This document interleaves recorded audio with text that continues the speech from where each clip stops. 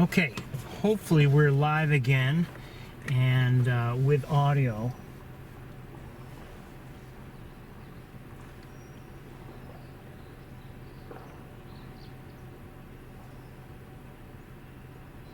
Don't know if there's any sound. Okay, live with audio. Okay, good. All right, let's try this again. So anyway, I've seen or heard quite a fair number of species since I arrived, including great egret, great blue heron, bald eagle, turkey vulture, osprey, robins, including two that were mating, or trying to, red-winged blackbird, brown-headed cowbird, purple martin, tree swallow, barn swallow, northern shoveler, American widgeon, mallard, Canada goose, Baltimore oriole. Did I say purple martins? Purple martins. Oh, who's that? Hold on. Yellow rump warbler, just saw it.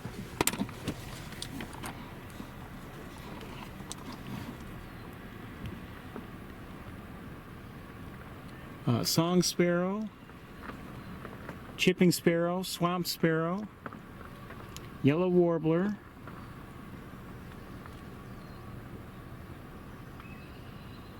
I may have just heard a wood thrush.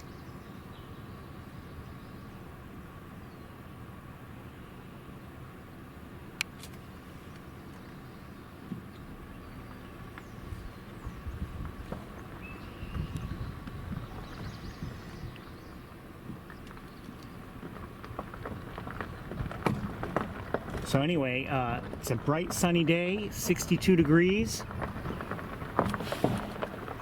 Nice weather, but you know, as I've mentioned in prior tours, the sunshine can give me a problem in terms of showing you things, because either so often the birds we may want to look at are backlit, or if they're at a long distance, we have to deal with heat shimmer in the air, which prevents clear images.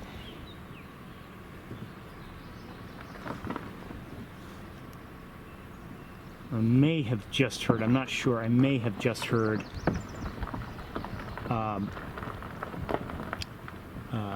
white-breasted nuthatch. I think I did.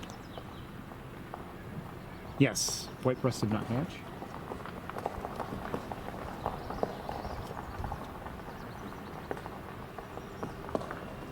Waiting for a car to pass me.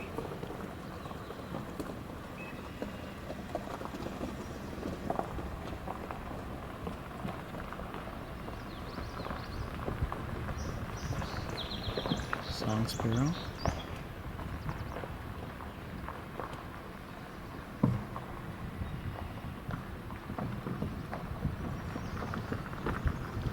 Just heard yellow warblers. I may have just heard common yellowthroat.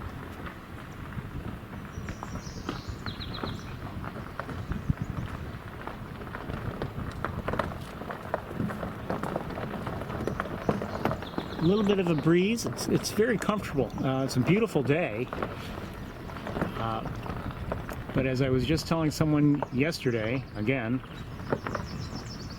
sometimes beautiful day doesn't work out for us in terms of seeing the birds. Now up ahead there's someone who looks like he or she is looking at something. I wonder if there's something of interest. That sound, was that yellowthroat? I'm not sure.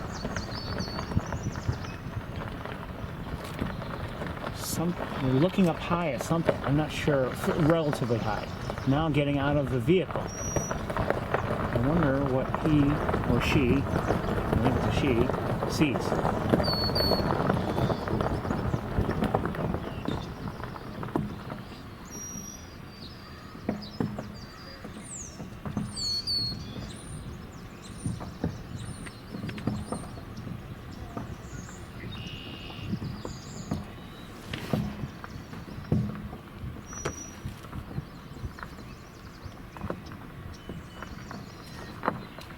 looking up pretty high. Oh, I see some movement. Hold on.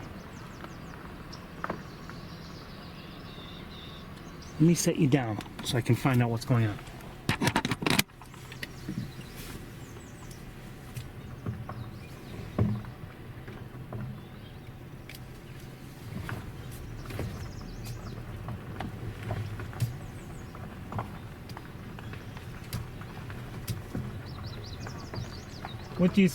What do you see? Or what are you trying to see?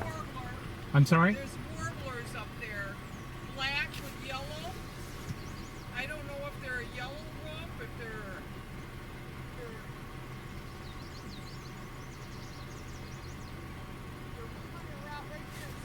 I just saw a yellow rump warbler. Okay, that's what I thought it was. Thank you. You're welcome. Okay, so they were looking at a yellow rump warbler. Cute little bird. Actually, they're not cute. They're just beautiful.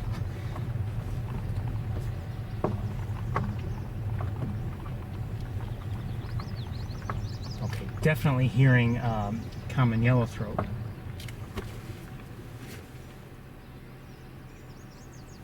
See a red-winged blackbird.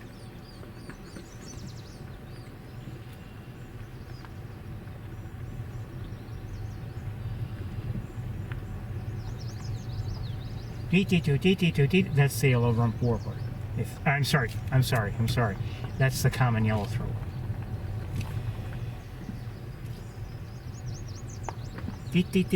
That's a yellow warbler.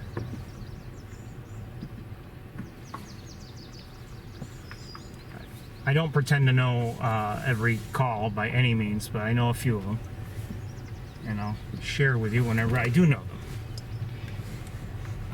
At least hope I know. To our right, a couple, no, make it 4 Canada geese that I can see. Did I just see something? Maybe not. And a great blue heron, kind of hiding. Not really hiding, but there. I better close the sunroof. It's sunny and it's just baking the top of my head.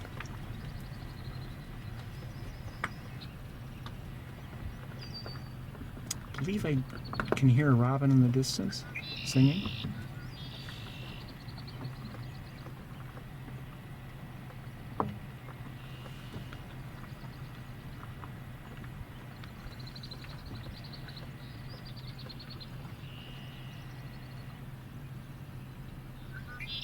Now, there's a vehicle in front of us. They were out of the car, or out of the vehicle, and I wonder if they saw anything of particular interest. But they're back in the vehicle. Or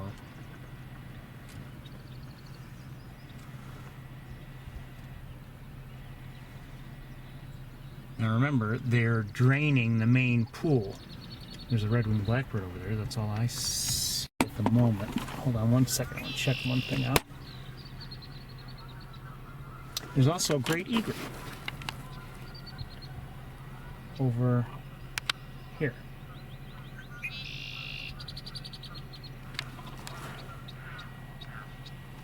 And looks like a great blue heron.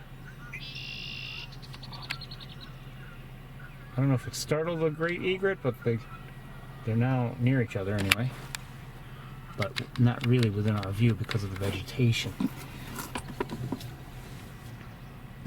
Okay, but I don't see anything of particular interest. Now see, here's the problem we have. You know, there's a lot I'd like to see, but you know, you could argue, well, we should sit here and wait and look at this little area here for an extended period of time because you never know what might show up. That's always the case almost everywhere.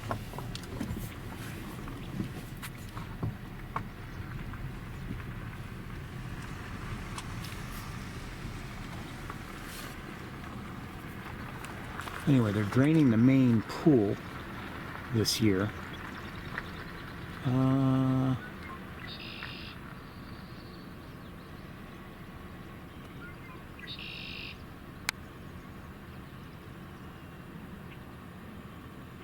I just faintly heard marsh wren.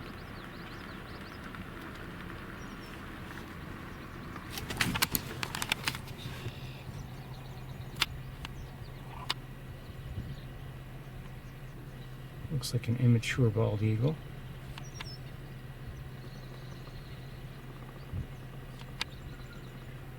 Okay, definitely hearing marsh wrens now. No, I heard. Well, I've heard a few of them now, on either side of the road.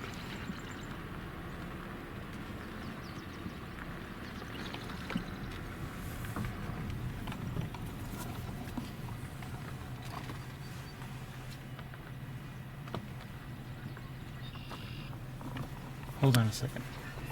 Come on, wire. Out of my way.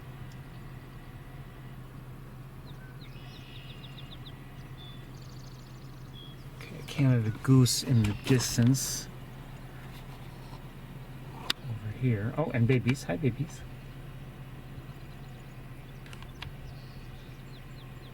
Couple adults and babies.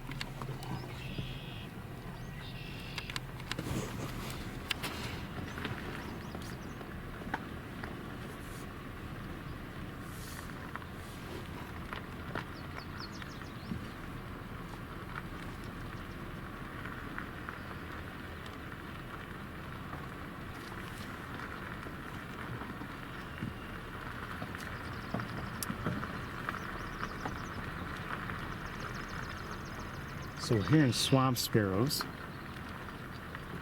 or at least one, I should say.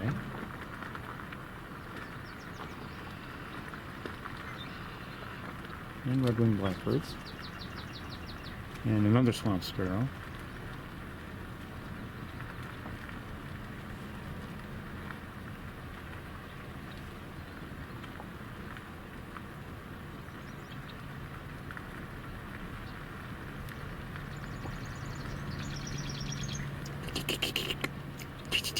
Those are the marsh wrens.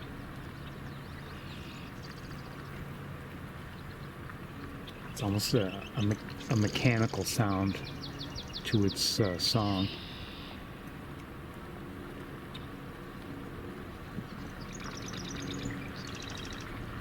You know, here on Wildlife Drive, circling the main pool, you know, as things dry up, you know, we may not be spending much time here at all.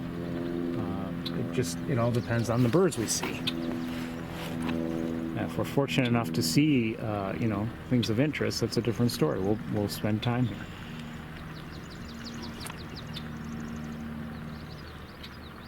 Just heard a yellowthroat again, common yellowthroat.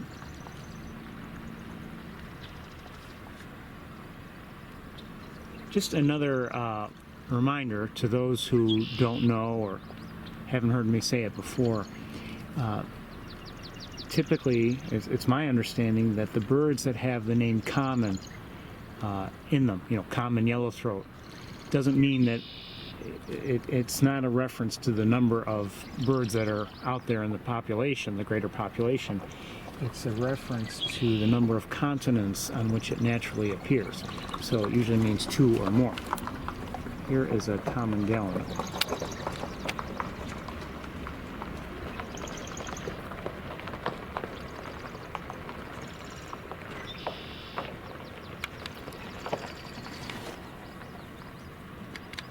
So some of the birds that we might see, common gallinule, common grackle, common yellowthroat, it's because they appear on at least 2 continents.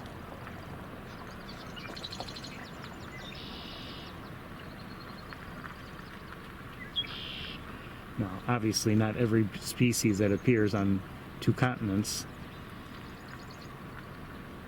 is named common something or other, but that's just the way it is.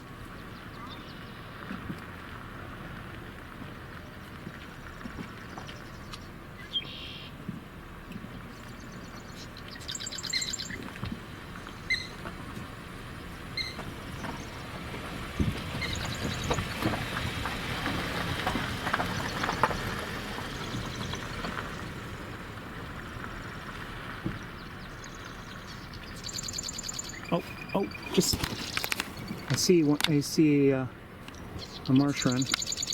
Can I get it? Oh, no, I don't see it. Oh yeah, I do see it. If it would stay there.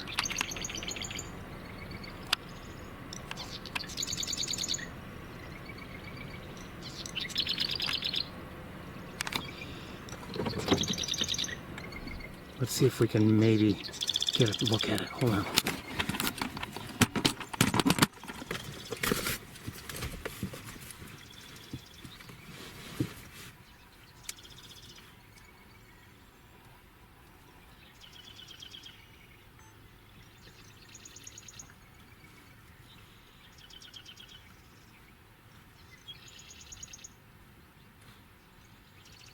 Having a hard time finding it. Hold on.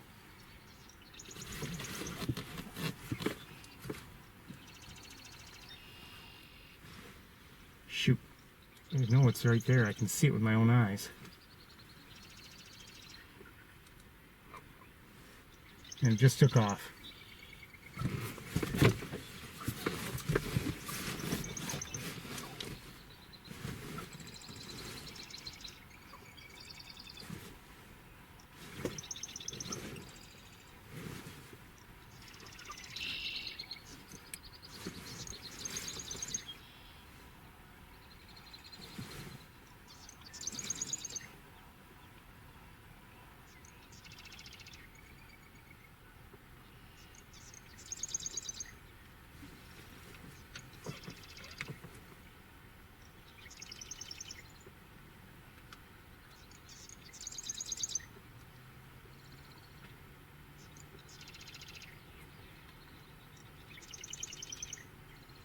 Sorry, I'm recording.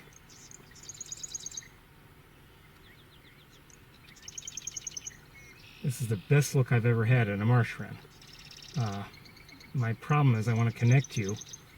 Let's see if I can without losing it.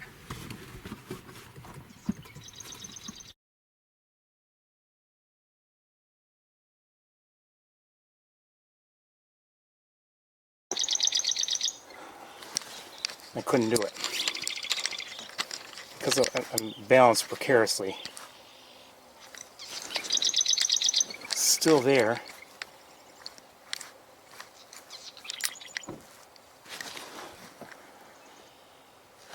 I've lost sight of it.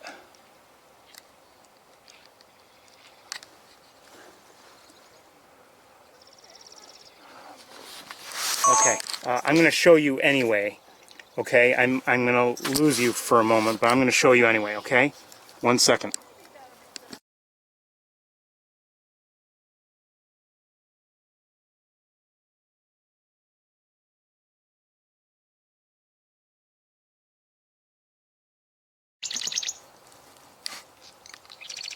Having a hard time finding it. Hold on.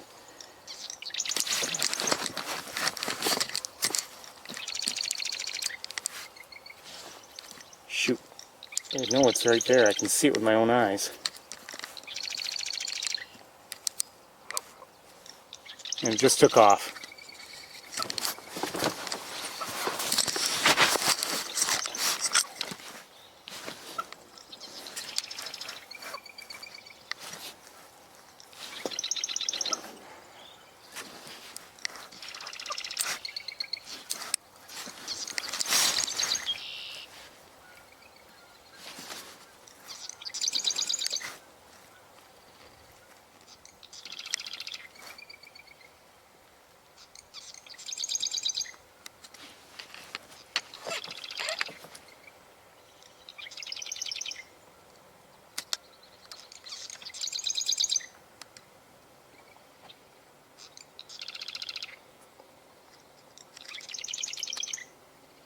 Sorry, I'm recording.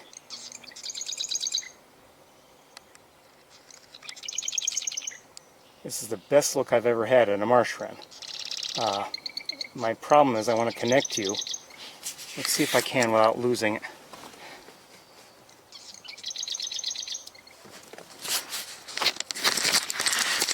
Shoot. Just lost it. Hold on. I couldn't do it because I'm balanced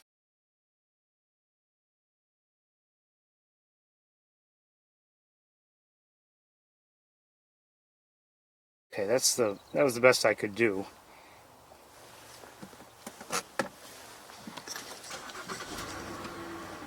And that was the best look I've ever had at a marsh wren.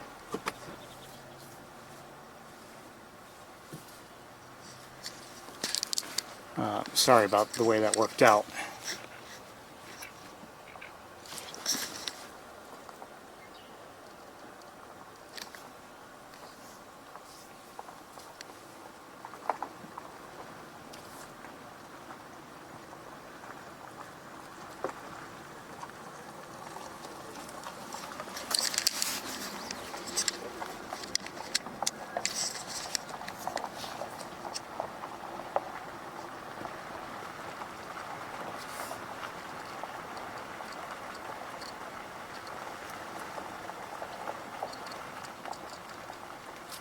I see a few Canada geese in the air, 4 of them.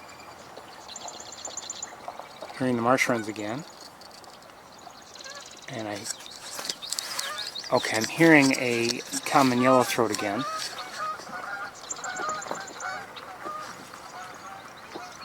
Wouldn't mind a look at that.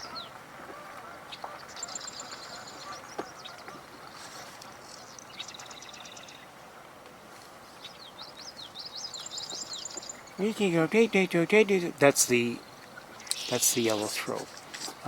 Hold on, I see another common gallinule.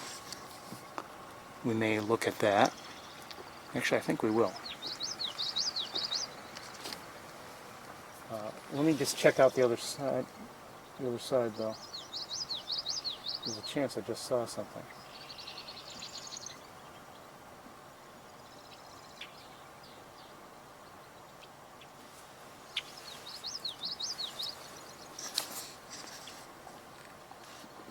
Oh, who's that?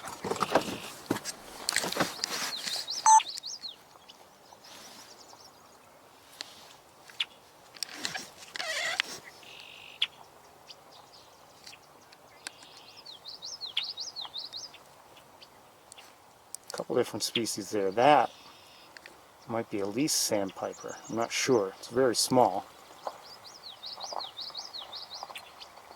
Or is it least sandpiper?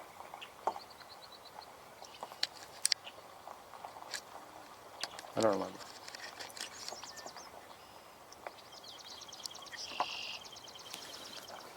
It's very small. I mean, looking at it with the naked eye, I mean, I'd almost, we've got a little bit of vegetation in the way, I'd almost estimate, I mean, about the size of a sparrow.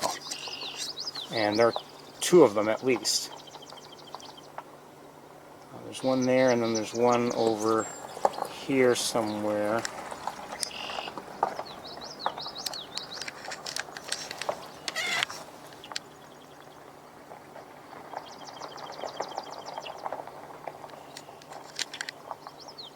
Even at this distance, because of that bright sunshine, we're getting a little bit of heat shimmer.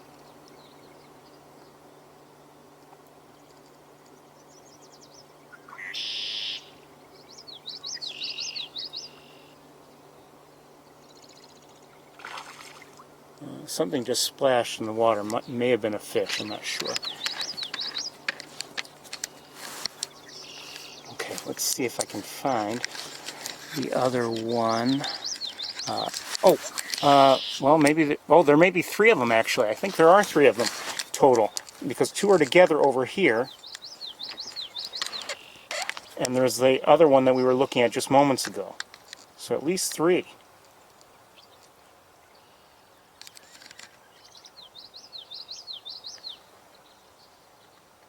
And, oh, what did I just see? Hold on. I don't know if I'll get it. I don't know if it's within view.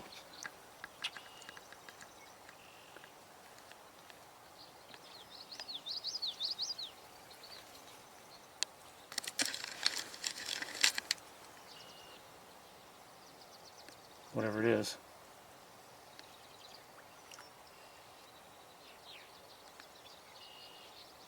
I'm not sure if it's there or not. I don't know if, hold on, let me check with binoculars. No, I don't see anything there. I'm sorry, I missed it. Whatever it was. It's a small bird of some sort. And let's go back to those, what I suspect are leased sandpipers, if we can find them.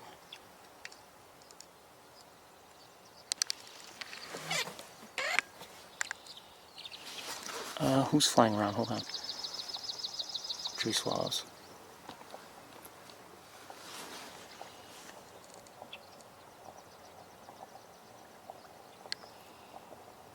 We won't be on them too long. And where am I looking here? There's another one that might be easier for me to see. I'm not sure.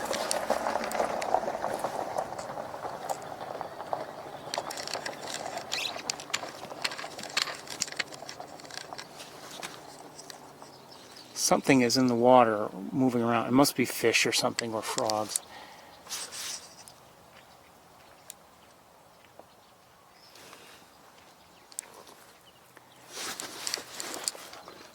Forgive me, but you're really supposed to stay within the vehicle?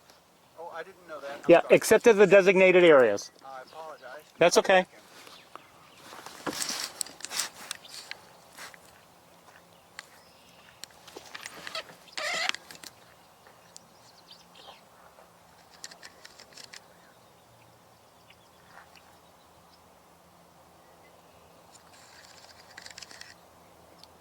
They don't have, this year, they don't have the, at least not yet, the pathway for walking. So I have a feeling they realized that that was not a good idea. They had opened it up for a couple of years, and this year I haven't seen it yet. So unless they just haven't gotten around to it, I think they're not doing it. That's fine by me, because they shouldn't. Okay, we're going to move on. We never did look at that gallinule, and there is one up ahead. So, well, there's an. Hold on a second. In the air, I see a bald eagle, and to our right, I see a great egret. It may be the one that we saw earlier.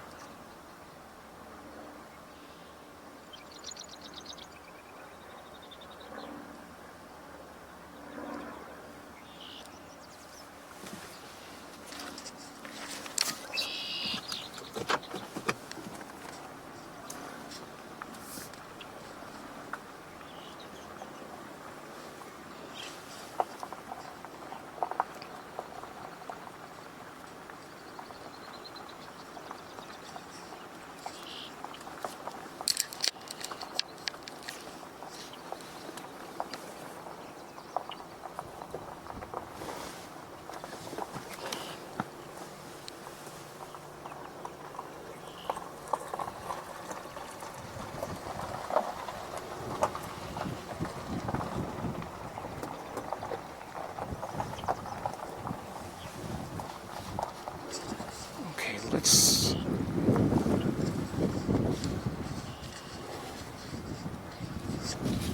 look quickly at these two gallinules, or at least one of them. There's one, and then there's another one here.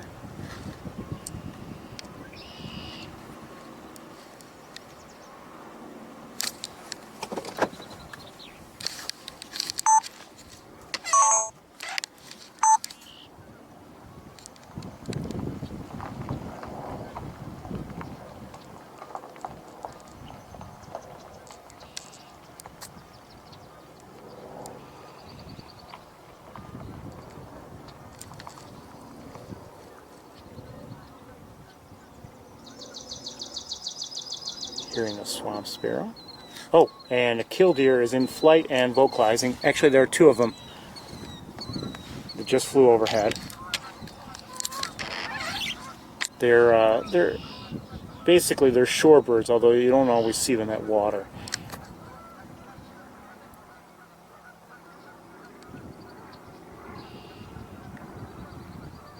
So again, these are common gallinules that we're looking at. I'm not going to look at them too much longer. I think we're going to actually get going right away. My concern is that I may be missing something over on the right-hand side of the road.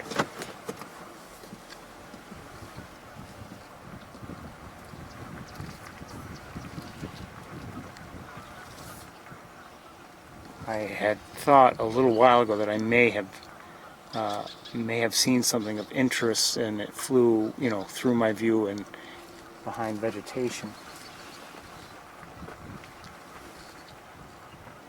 And I don't know what it was. It was a small bird. And considering the area, there's a bird I do want to see. I would love to see, for instance, a least bittern.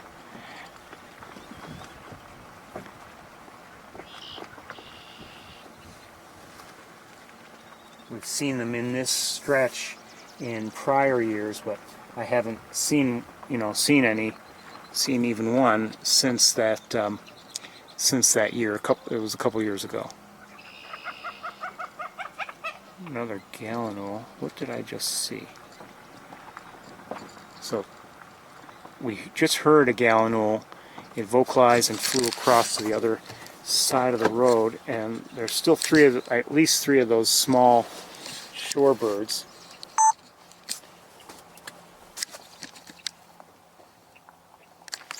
And the gallinule, I'm not saying it's chasing it, but there's a gallinule over here.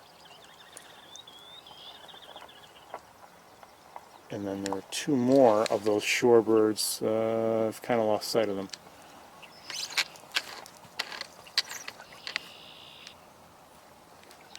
Like I said, they're very small. This gallinule is running. You can see it. I'm now chasing after the others, and now all pieces disturbed. Now, let's keep going.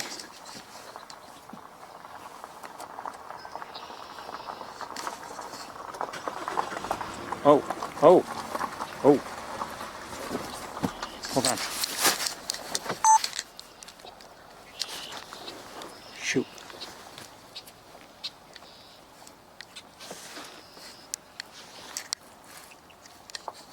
The swamp sparrow just came into my view, but I've got vegetation now in the way, and I'm having a hard time finding it anyway.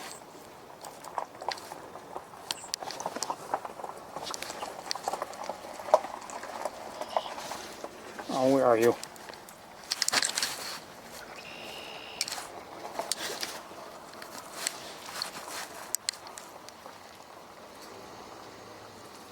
Hey.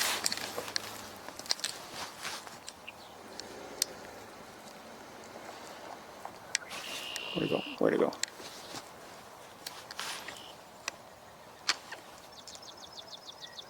Oh, maybe it's... Yeah, no, I think actually that might be a song sparrow, not a swamp sparrow. And now it's flown away from me. Okay, so, but let's, while we're here, look at...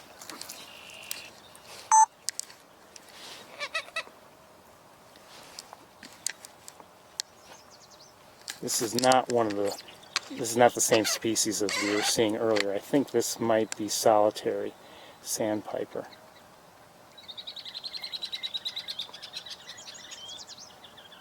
What we just heard, I believe, were the smaller, least sandpipers. And, hold on. I thought I just saw one over here somewhere, but maybe not. Just heard a yellow warbler.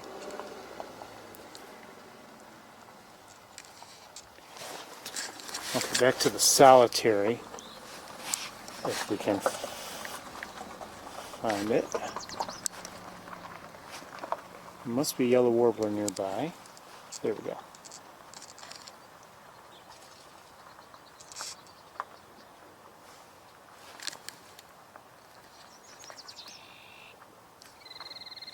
Hold on, something's splashing. What is making that noise?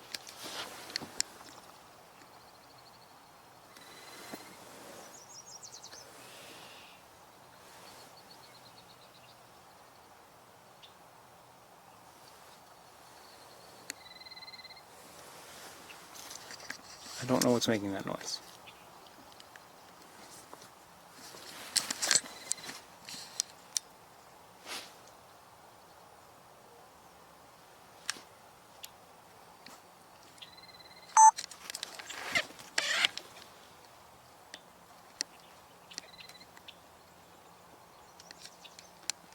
Same species, a smaller, I believe it's a least sandpiper.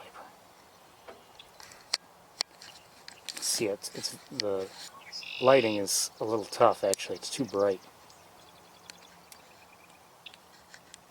I'm trying to give you a good look.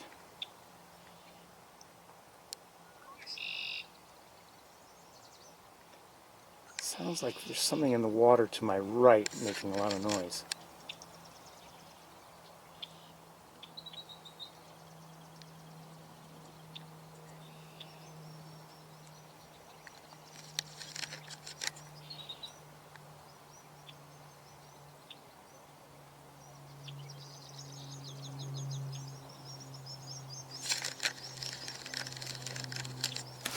Oh, there's another one over here.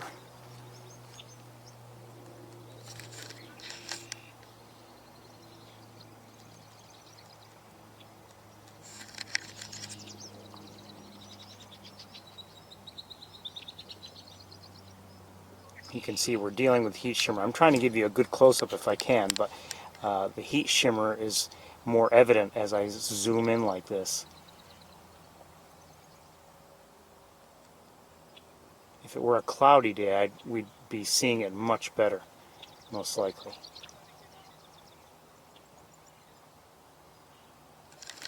Okay, we're going to move on.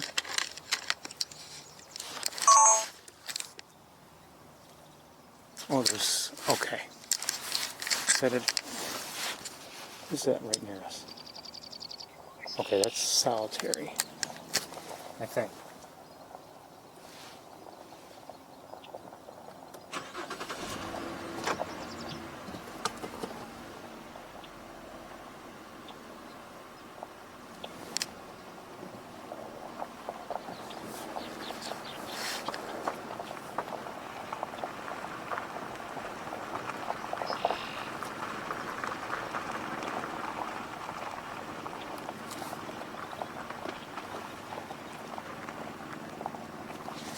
I would love to see a least bittern, but if you look at, hold on one second. It looks like 3 mallards in the air.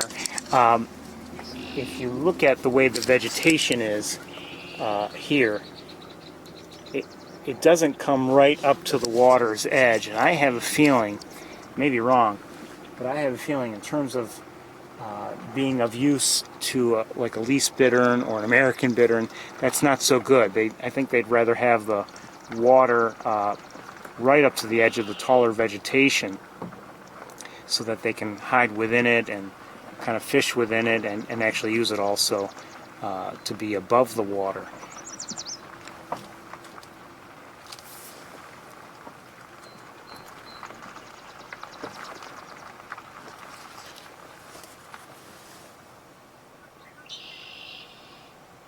To our right, there are 2 northern shovelers, male and female.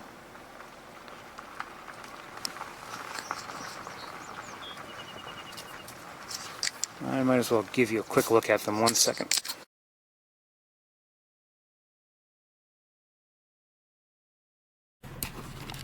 They're over here.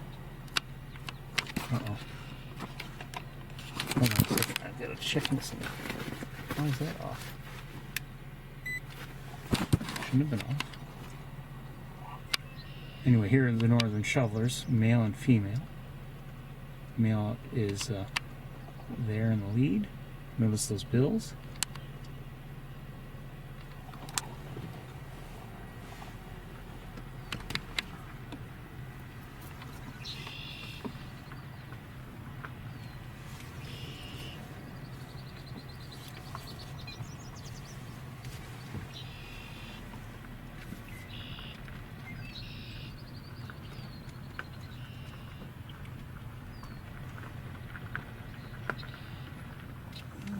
Something is swimming here, maybe a fish or something.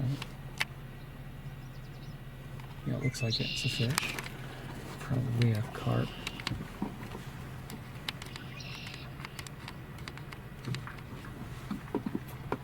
Or whatever it is that is all over the place here.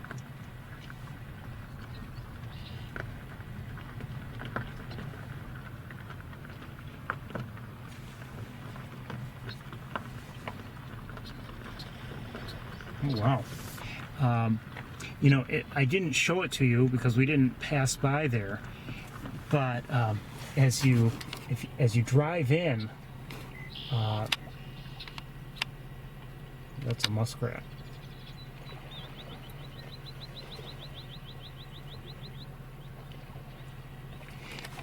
As you, oh, who's that?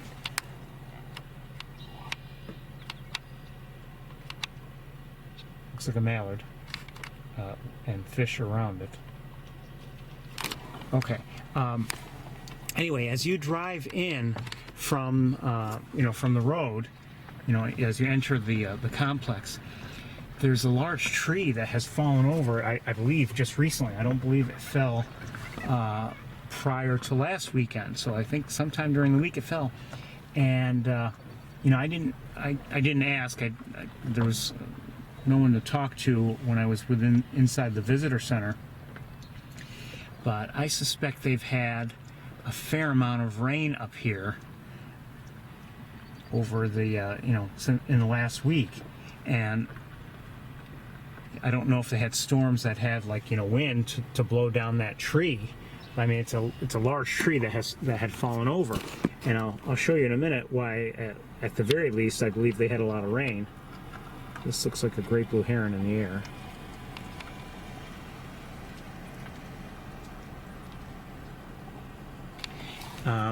Because there seems to be more water here now than there was last week. Maybe I'm wrong. Certainly more than I would have expected. So maybe, they're still draining, but the rain actually added rather than,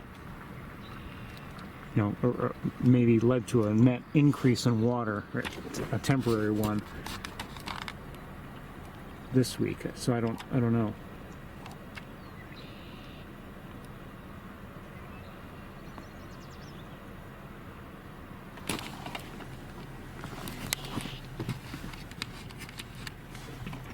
So that splashing I had been hearing earlier, I believe was actually the fish that were just splashing around. What happens so often, I've seen it a number of times, and I don't know if it was during years they were deliberately draining things, but as some things like this area here that we're looking at has plenty of water right now, but we've seen it together dry, or essentially dry. And there have been times I've been here in the past, maybe not so much since the tour began, but before certainly, where everything was dry and you see large dead fish all over the place.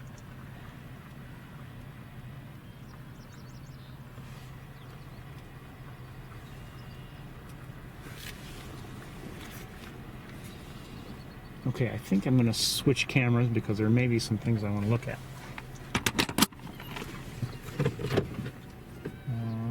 I'm going to move forward just a little bit.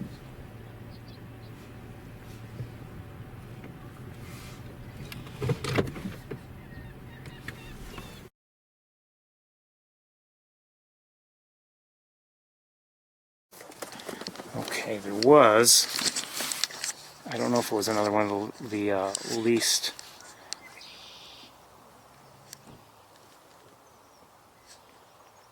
I don't know if it was the least sandpiper that was nearby just moments ago, and I don't see it now.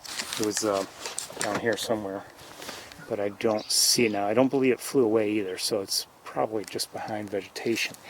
But let me look with binoculars. Oh, there. It may be a solitary. I'm not sure. There it is. Oh no, that's a spotted sandpiper. Notice the bobbing, which for me is, since I learned about it, as a key indicator. Also the eye stripe and the orange bill, plus the spots. So we're looking at a spotted sandpiper now. But as it walks, see how when it's feeding like that, it keeps bobbing its tail up and down. Really, its hind quarters, not just the tail itself.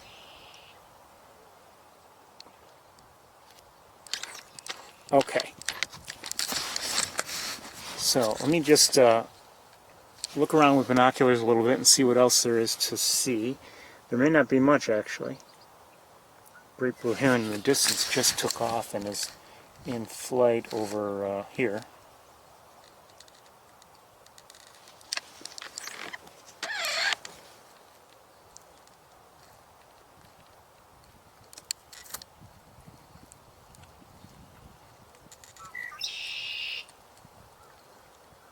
Just heard a crow or two.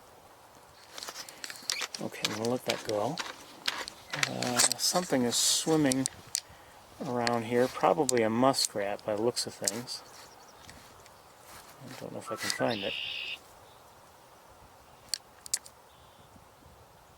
Yeah, there it is.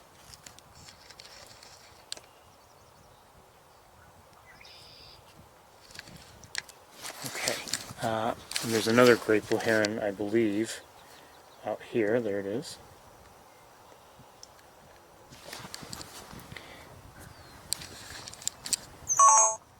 And another one further along.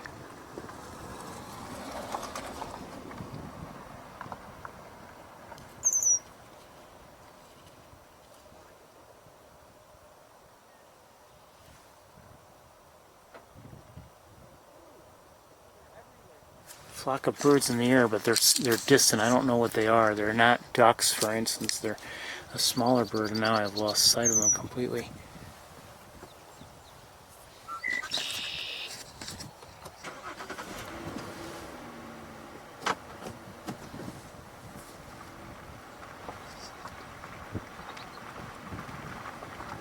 Maybe we'll get another look at that solitary.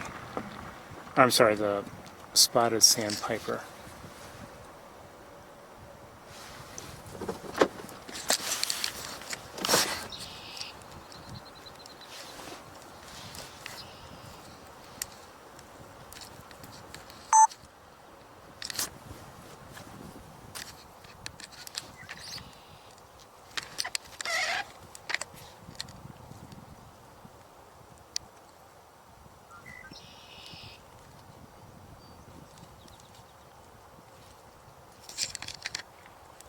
When they're moving like this, it's difficult for me to stay with it and smoothly and to give you a good look.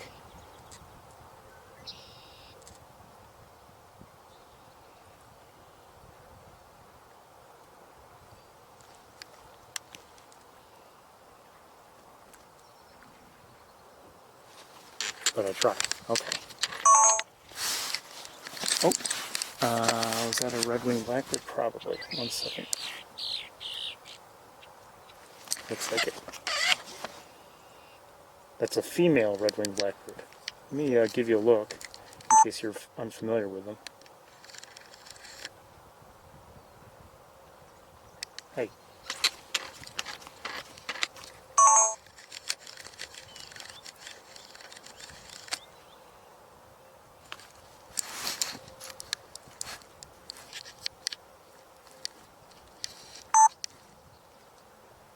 Oh. Who are these guys? How did I not see them?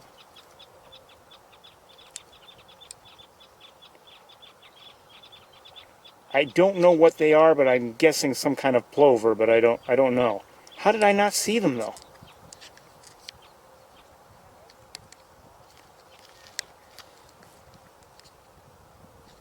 Wow. I cannot see them with the naked eye. They blend in very well with what we're looking at.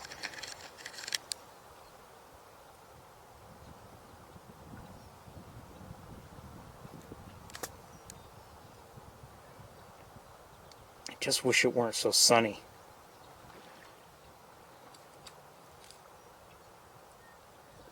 I wouldn't mind a closer look if possible. Where are they?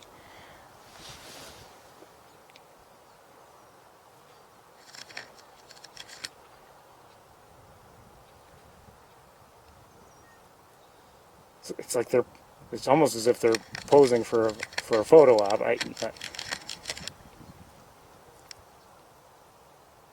Those might be better actually because of just the lighting.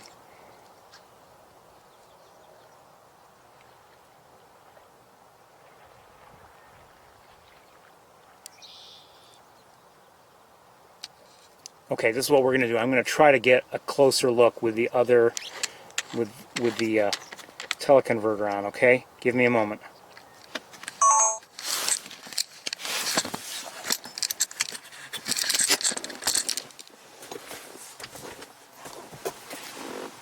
One second.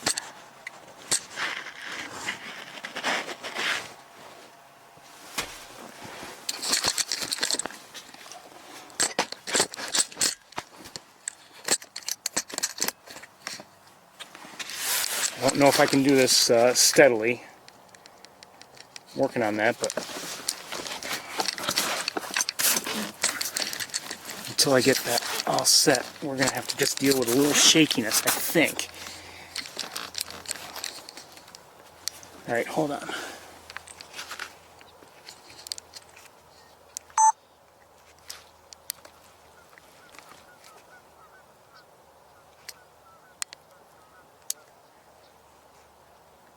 There they are.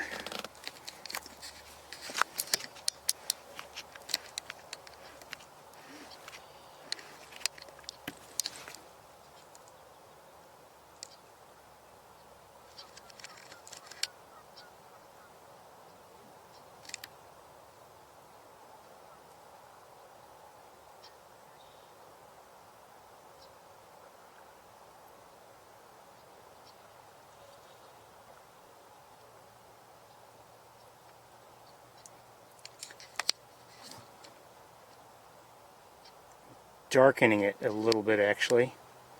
Hold on, I want to see if I can get this steady. Uh-oh. What do I hear?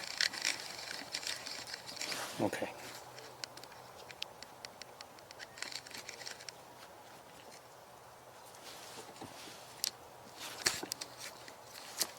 Maybe this is a bad idea, the teleconverter. Until I get a steadier setup for it.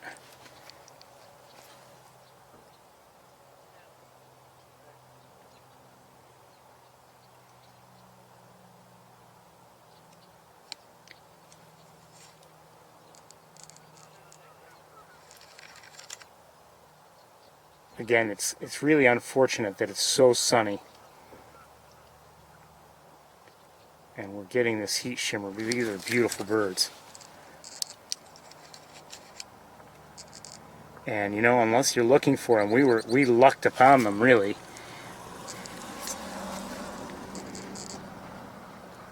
I think I'm going to go without the teleconverter. This is too shaky. I want to give you a better look if I can. So I'm going to switch back.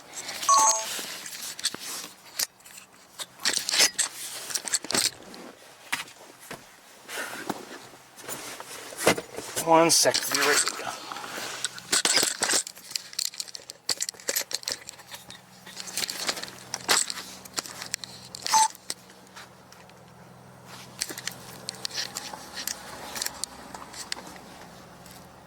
Where'd they go?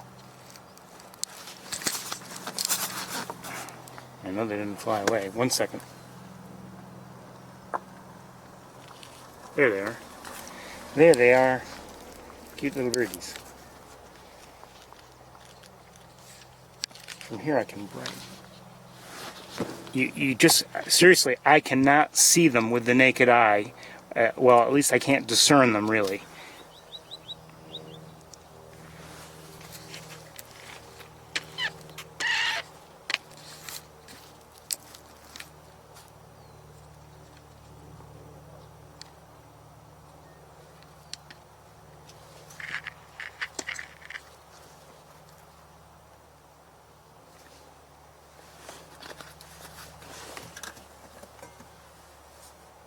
We'll sit here for a minute or two.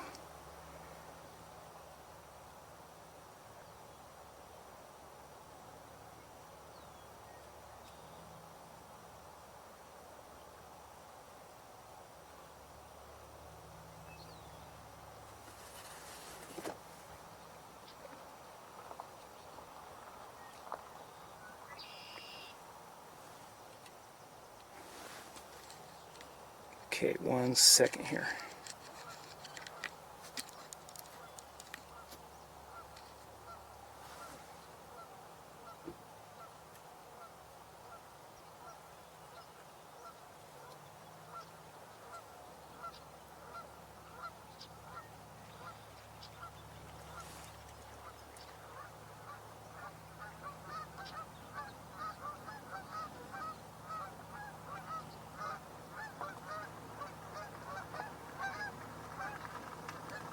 Okay.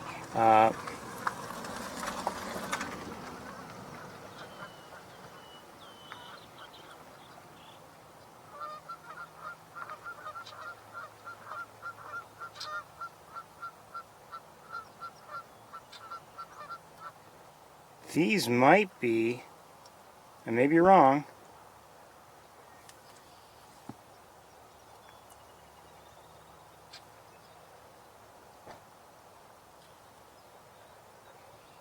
there's a chance these are common ringed plovers.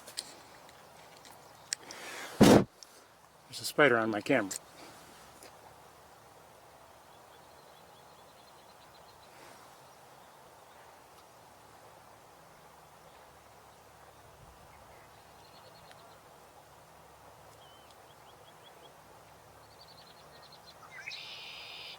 Either that or they're semi-palmated plovers.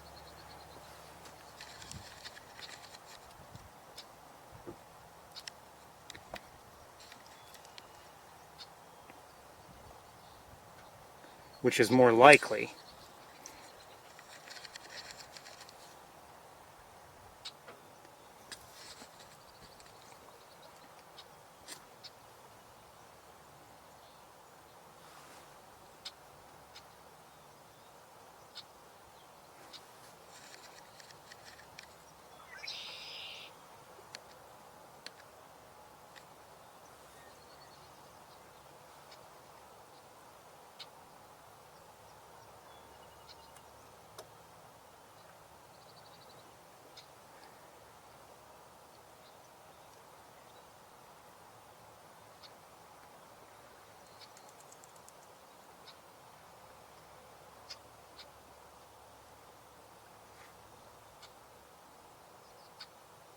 The app I'm using is thinking common ringed plover,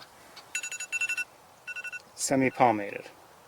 Well, the app I'm using is thinking common ringed. I don't know.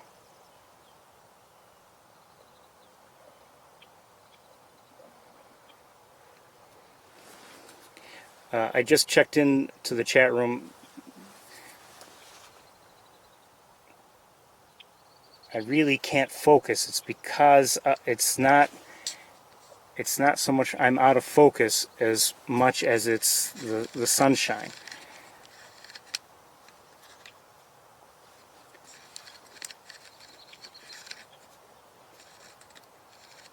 I'm thinking it's probably semi-palmated also, but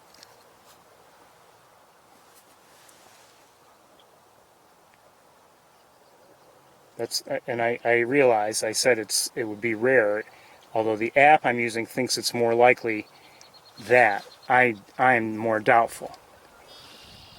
And there's a robin nearby, by the way.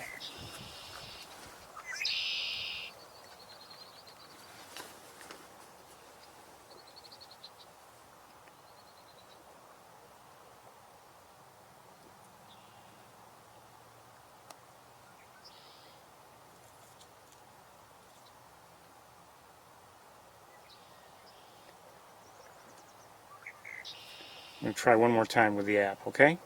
One moment.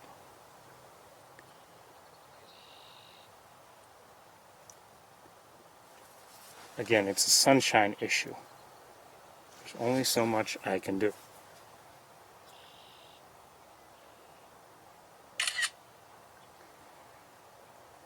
Oh, shoot.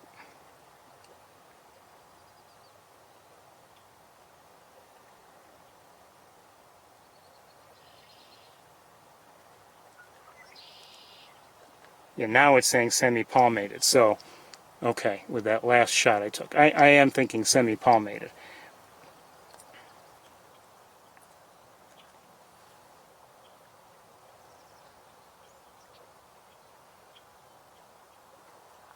Okay, anyway, let's see if we can take a few more looks at them, and then we're going to move on.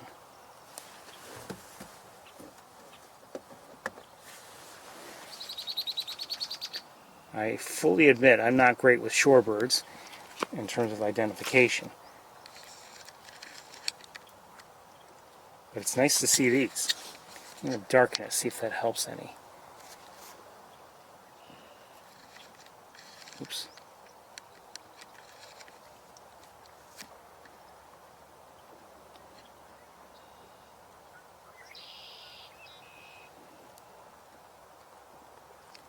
And like I said, they're very difficult to see with the naked eye. They just blend right into the mud and dark brown vegetation that's there. So,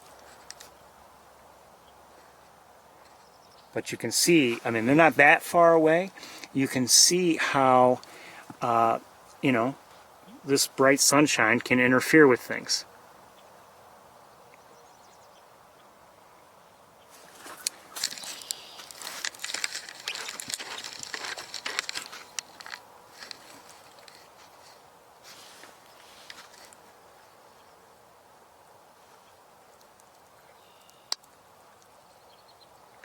It's a great egret. We're going to move on very shortly.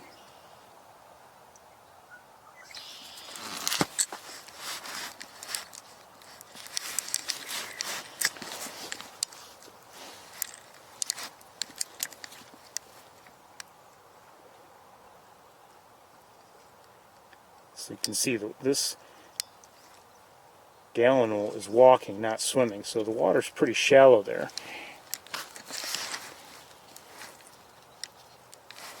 One more look at the plovers. Oops.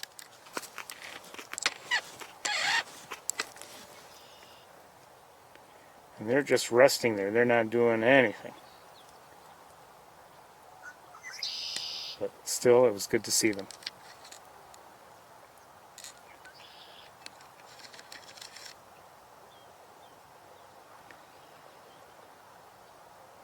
Oh, that's somebody else with them. I hadn't realized. Not sure who that is.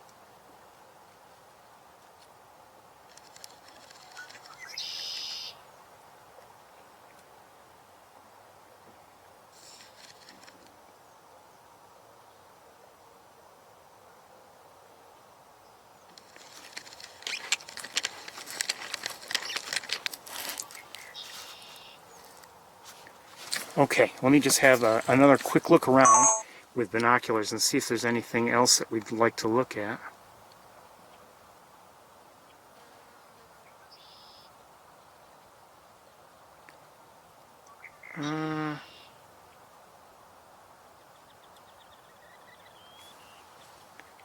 There may be more plovers than I realized. So we were looking at these here, and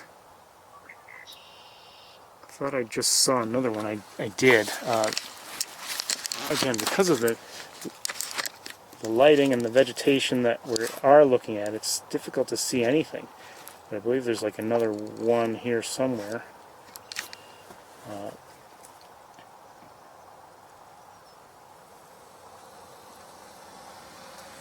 I'm not sure where it is now. Oh, there it is. Okay. Right here, yes. You can see there's one right there.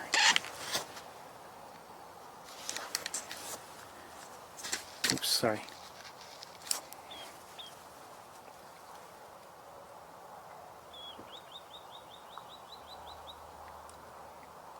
And you know, there may be more. There may be more in the general area. We're going to move along right now.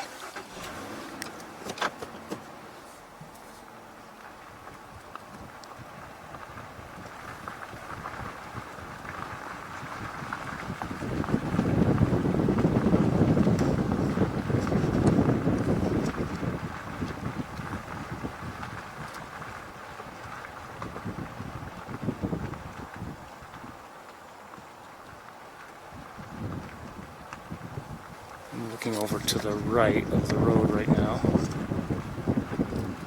There may be an eagle in the air. Hold on. Looks like it.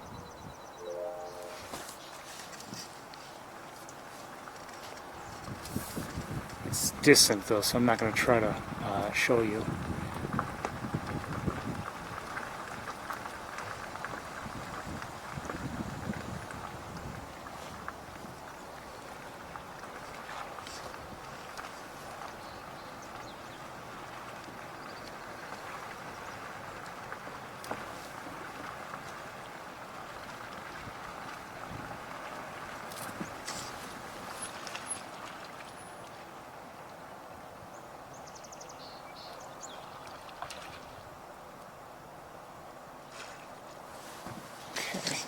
just looking around. Sorry, I'm not really paying attention to the camera right now.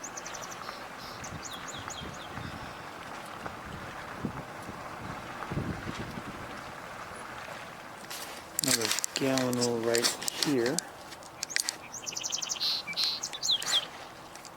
And we just heard, oh, song sparrow. Let's see if we can maybe get a look at it.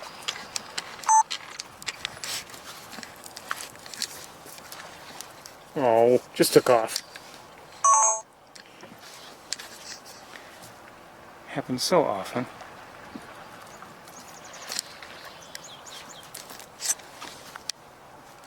I'm not complaining. I mean, I do have my share of luck seeing things.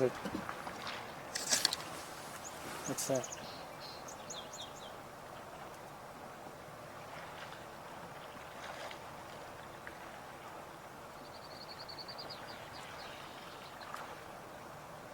Okay, I want to turn the car around for a reason. There's something I see that might be of interest.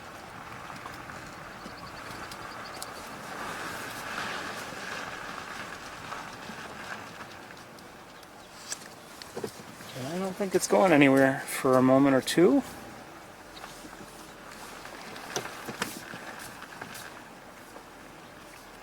And it will be something that we might find of interest to watch in the coming weeks.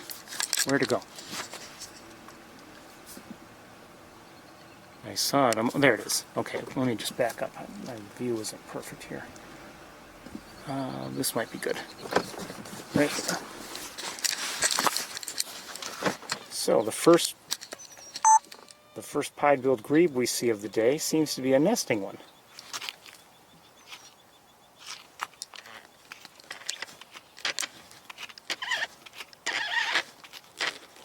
Probably should be maybe move the car a few inches forward. Let me try that. 1 second. There's a blade of grass that's in the way. I want to get it out of the way if we can. Well, actually, I don't know if I can. No, it's not going to get much better, I don't believe. Oh, maybe. Yeah. A little bit, anyway. Alright, right here.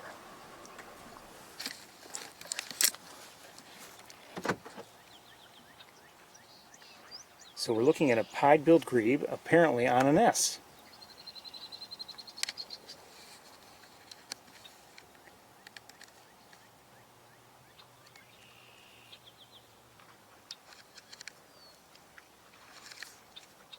Not something we see every day.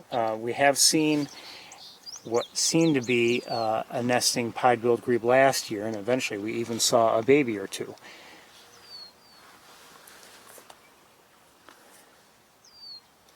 And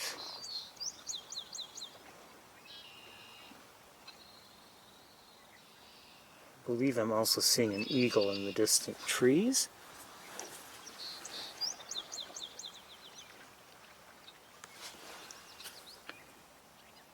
And I think I just heard a catbird.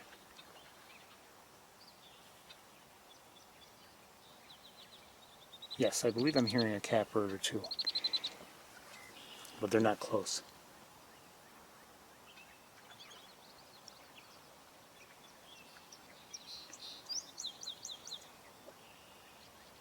Hearing a swamp sparrow.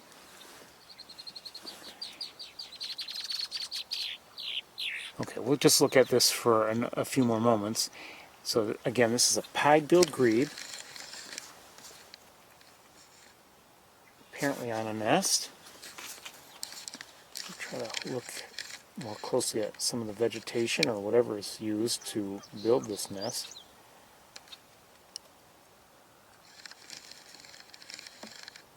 But this is something that we can see how things develop over the coming weeks. I don't know if this bit of water, this pool or whatever you want to call it, will dry up. It's possible. We'll see. Okay, now what I'd like to do is look at that eagle that I see also.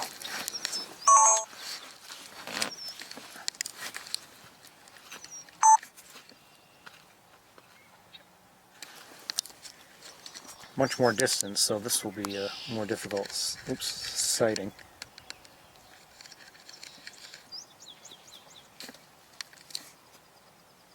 But it looks like an adult, or at least has adult coloration on its head. Not our best view, so we're going to move along very, very shortly. Maybe just look around while we're here.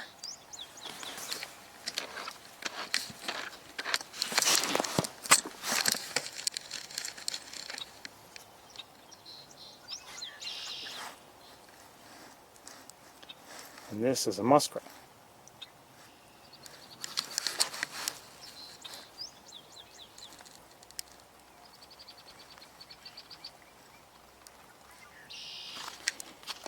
Okay. Let me turn the car around, and we're going to continue.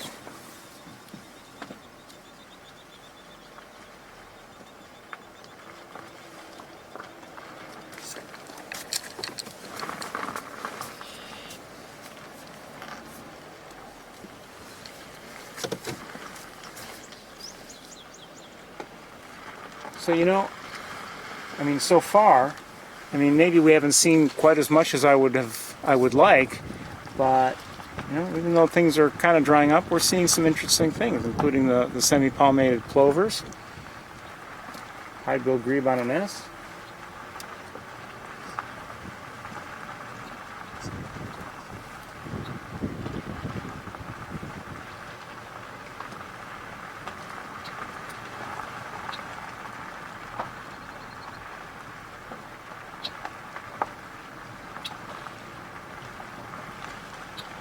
There are a couple,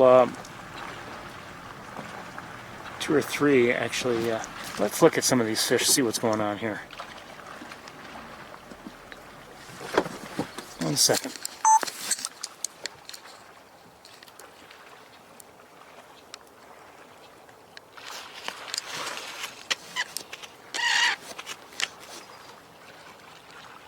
Could be there. I don't know if there's any mating activity somehow, or what's going on here. I don't know.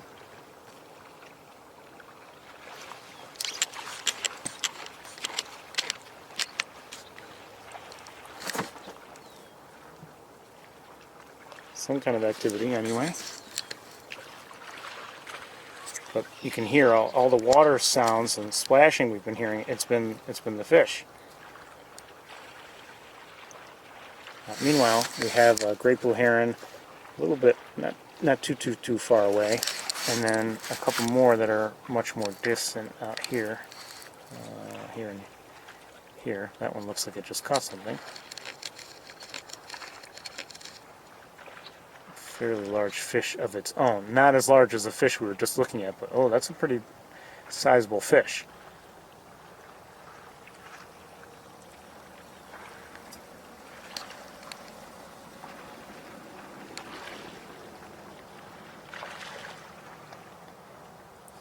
If I had to guess, we're not going to watch it the whole time because it's not a close look, but if I had to guess, it's going to be a while before this probably wants it to perish first, if I had to guess, but it's going to be a while before it actually swallows it, if I had to guess.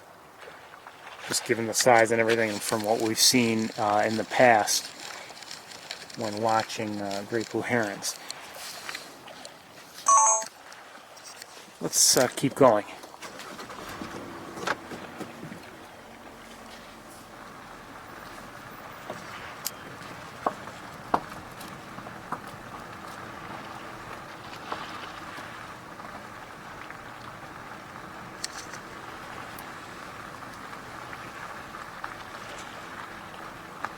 I may be wrong, but I see a great blue heron in the air. I may be wrong, but it may be the one that had the fish, and I wouldn't be surprised if it's going to, you know, drier ground or whatever.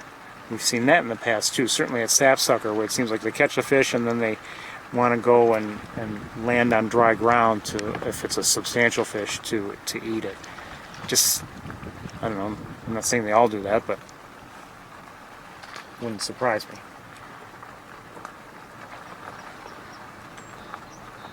Just heard a song sparrow.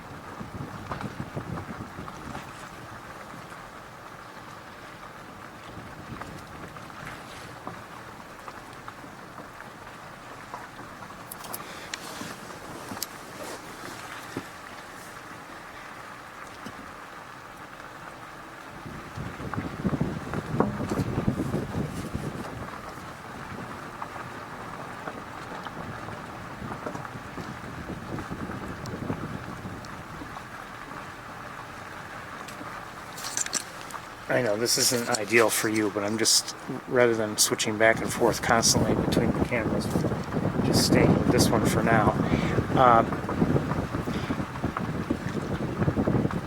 Another great blue, well, a couple great blue herons, but not very close, so I'm going to keep going.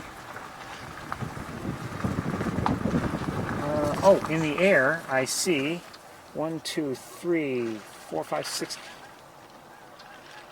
Oh, they're okay. I thought they were something else. They are Canada geese coming in. I thought maybe they were cormorants, but they're Canada geese.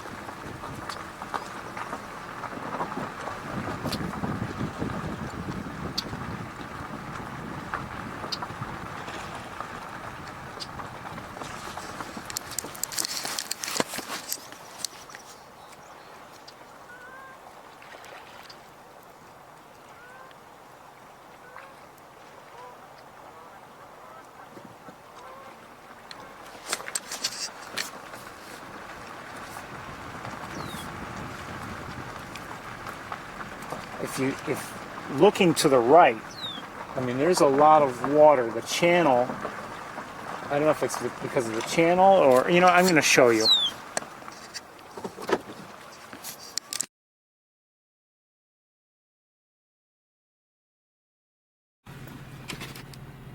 You know, there has been more water around.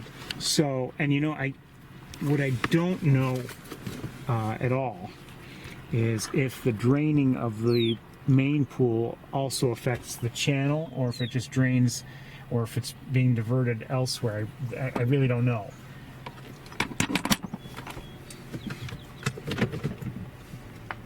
But there's more water on the right hand side compared to normal, and I'd say less water on the left, because, you know, they are draining things. But as I noted earlier, I believe there's more water to the left than there had been last week, and I'm guessing it's because they had a significant amount of rain.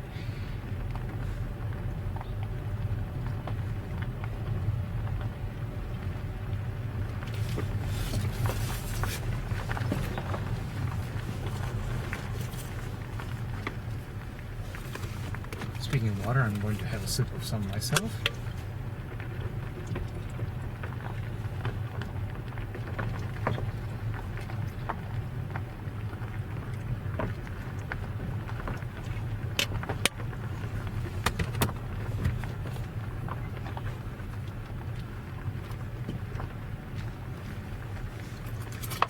Things are definitely different. I mean, we've seen one pied-billed grebe, and that was the one that's nesting.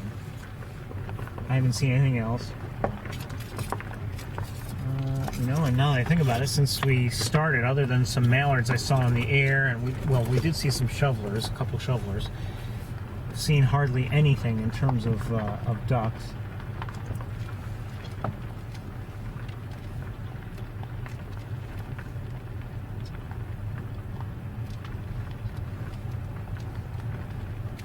That may be due in part to the draining of the pool, but also I think the time of year.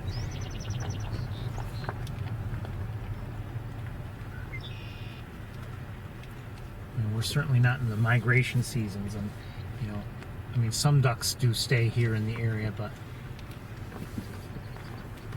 in terms of numbers, it's not nearly what you see during migration.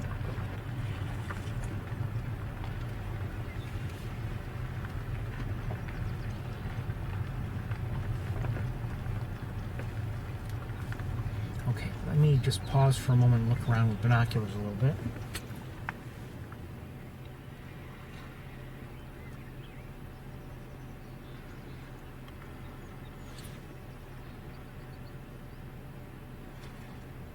do see, I think I see an eagle on the ground, and I see 1, 2, 3, 4, 5, 6, 7, 8, 9. Okay, 9 great blue herons. I may be hearing warbling vireo singing from the right-hand side. I see an eagle in the air coming our way on the right-hand side. It's rather dark, so I'm guessing it's fairly young. No white hat or anything. And it just landed in a tree. I'm also seeing something else.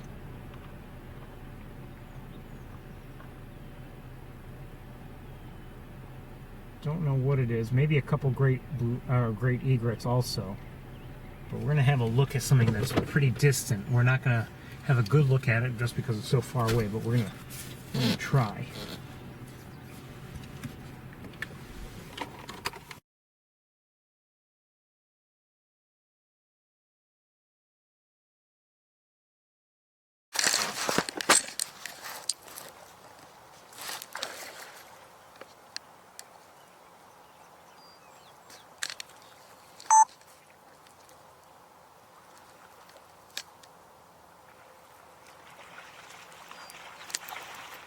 As I mentioned, there's some great blue herons out there. But I saw something else. I forgot where I saw it.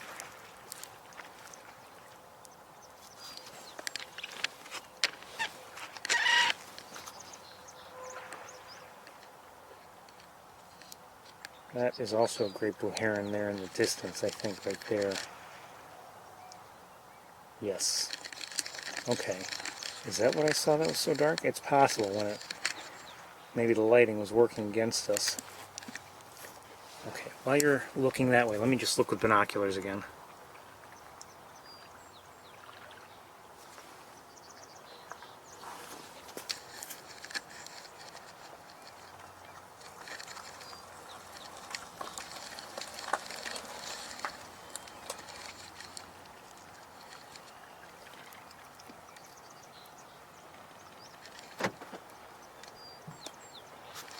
Okay, well, bear with me if you would, please.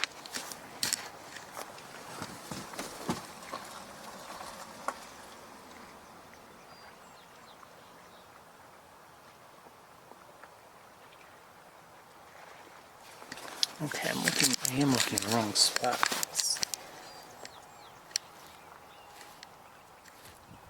Now, that may not be warbling vireo I'm hearing. I'm not sure.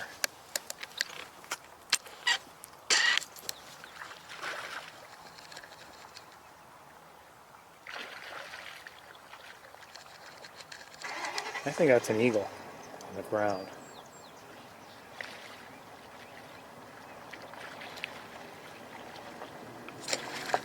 Okay.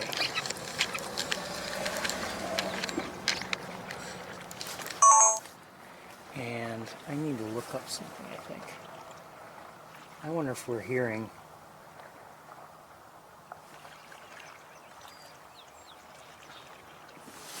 Hold on a second.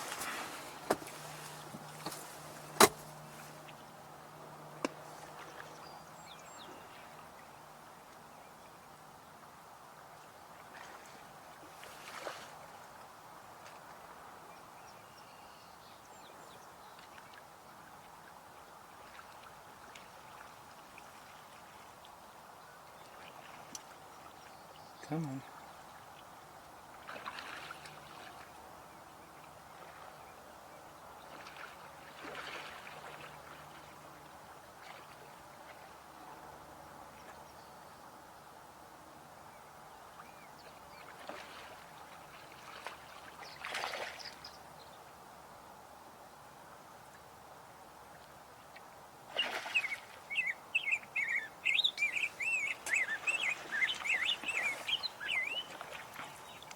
We may be hearing a red-breasted a rose-breasted grosbeak. I'm sorry. It's hard for me to tell. That was just a recording, by the way. I'm not sure. Anyway, let's keep moving.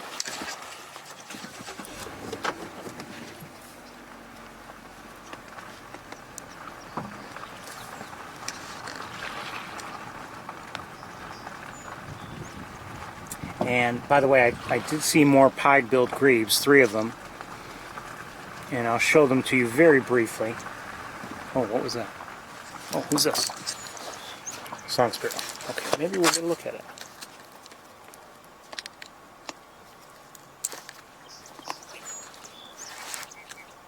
Oh, come on.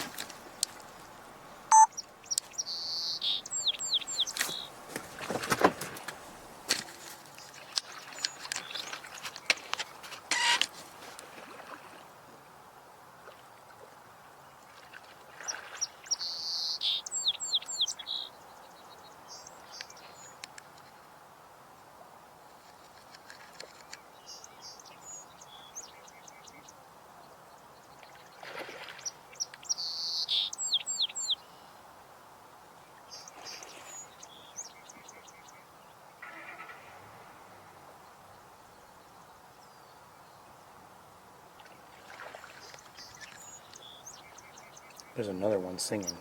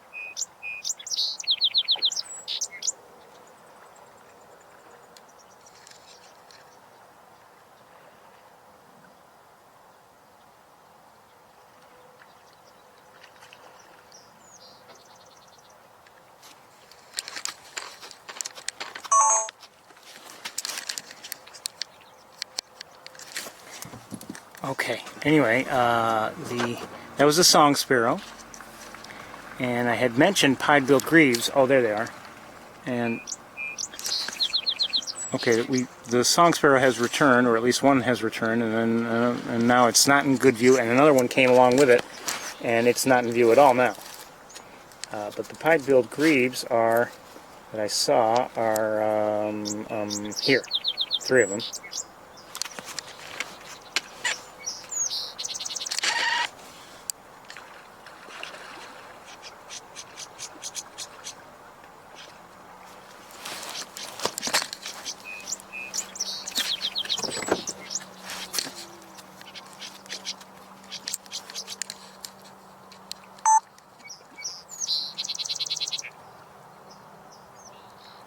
This is a different one.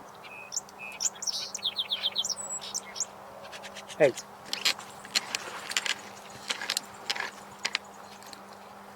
Okay. Let's move along.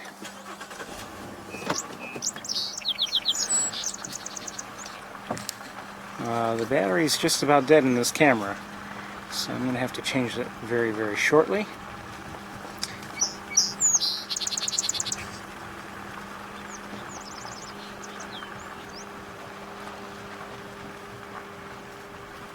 Between you and me, I don't think the battery level indicator is very accurate. It was over the last few minutes jumping all over the place from 10 back up to almost 20 and then 19, and now it's down to essentially 0.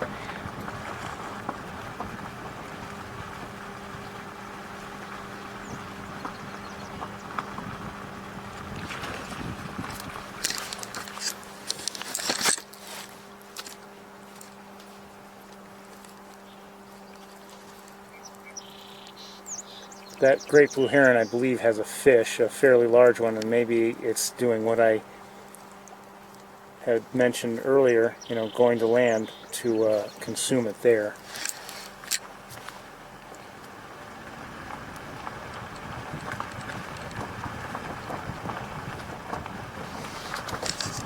Okay, let's keep going. You know what, let me just take a moment, look around a little bit before we move along too far.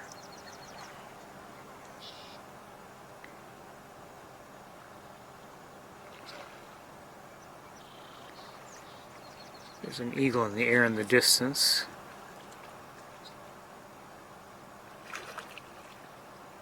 Actually, maybe 2.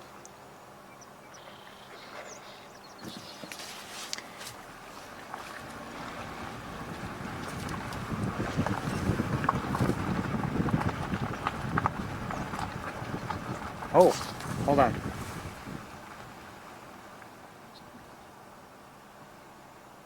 Looks like another eagle in a tree up ahead, and I see some people.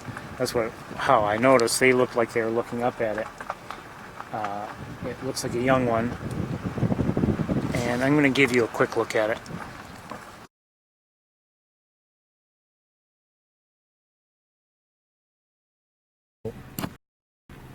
As I said, I noticed because people were apparently seeing it here, so it's up here.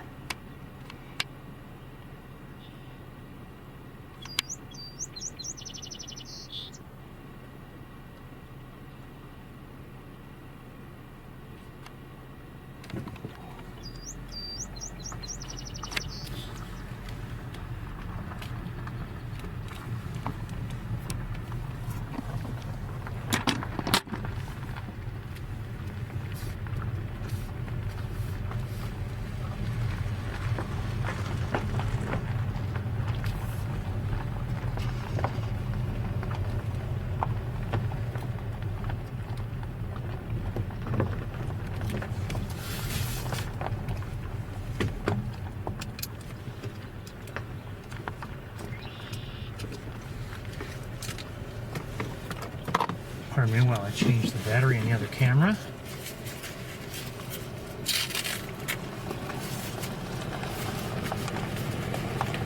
see at the top of the tree right there? A bald eagle. It's a young one. Thank you. Yep.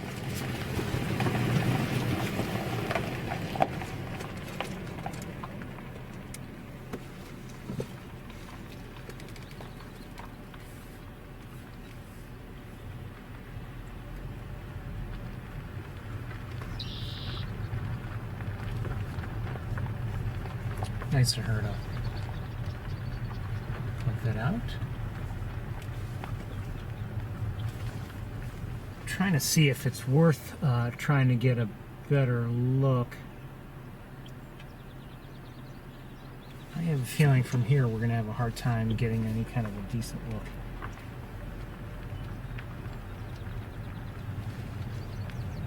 The lighting is just challenging today.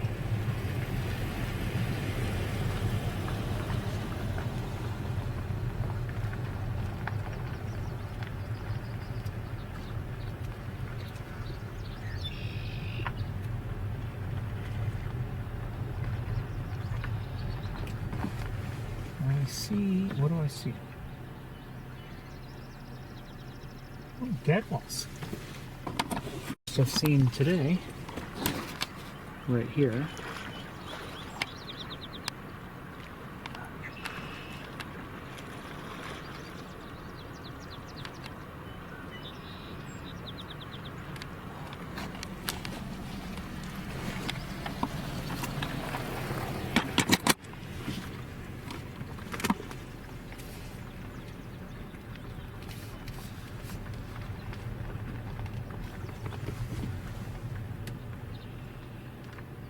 great egret well away from us on the right. So of late we've been hearing song sparrows more than anything else in terms of vocalization.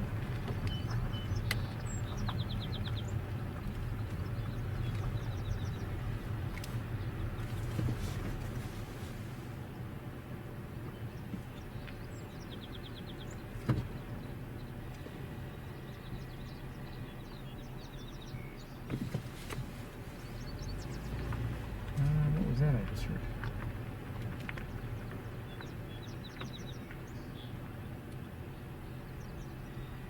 I don't know.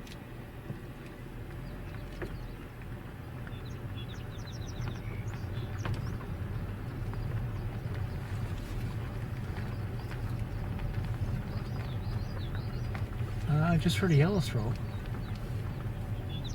Common yellow throat. At least I thought I did. I should show you some of the scenery. I mean, because of that water, it's pretty. And I don't know if I'm showing you as well as it appears to the naked eye, but it's just, you know, kind of pretty scenery.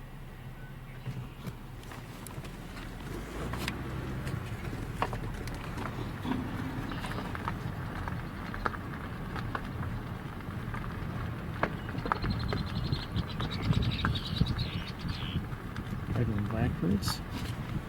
Canada goose right over here.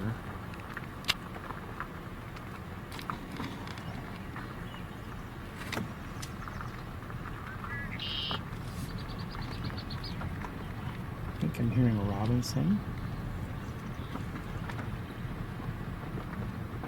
Oh, there's another maybe two more over here. Yes, at least two more.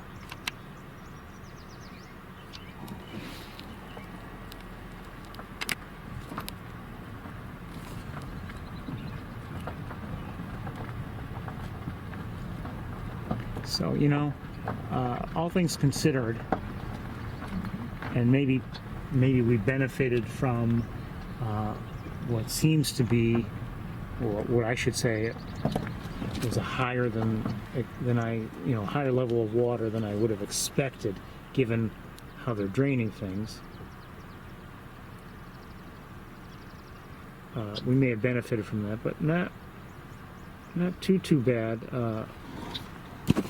So far in terms of wildlife drive species. There are a couple bald eagles out there, well up there, so I'm not going to really, and there's another one down closer to ground level.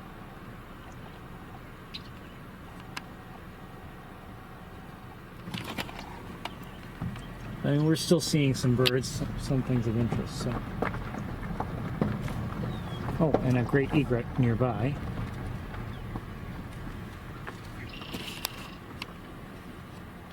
Right here. You know, I wonder, well, we do have vegetation in the way, and we're going to have vegetation in the way.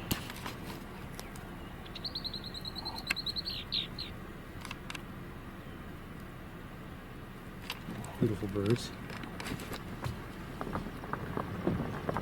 I'm going to keep going though.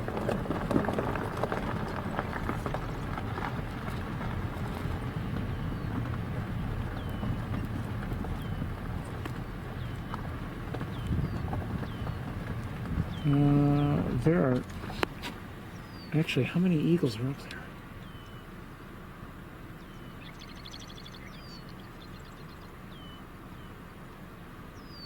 There are 4 up there, I think, and I don't know if wait.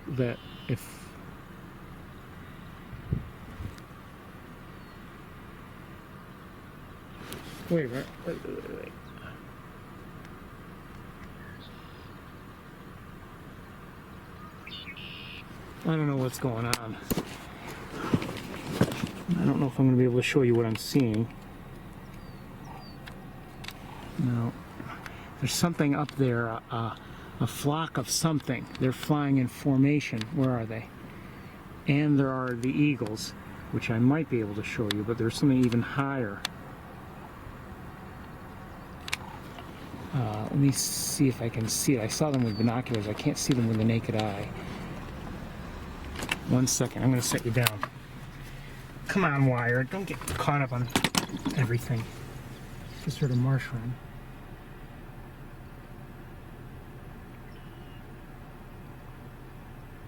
They might be cormorants up there.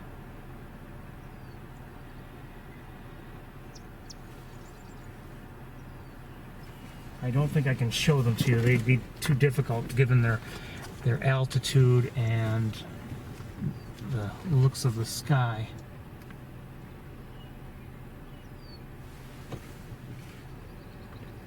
So a few eagles and cormorants and who knows what else is up there. You know, if you ever have the opportunity to watch an eagle, I mean, sometimes you'll see one, you know, soaring and you can see it fairly well, and then hold on 1 second. If you watch it and if it means to gain altitude, you know, and you watch as it does it, I mean, eventually they're way up there.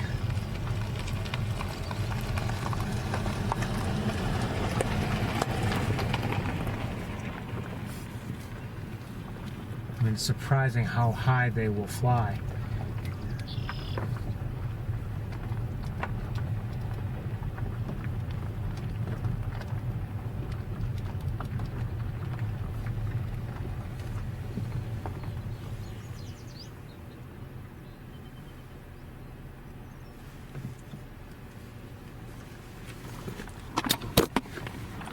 I see a duck of some sort here in the water. I think it's a blue-winged teal.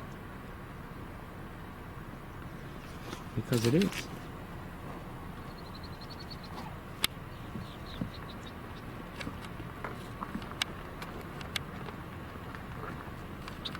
And I don't see any others around us, so it seems to be just a single male there. There may be a few more ducks up ahead.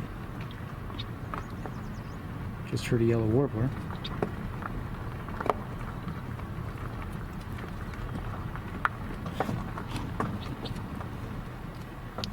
Let me look. Oh, let's see. Okay, here we go.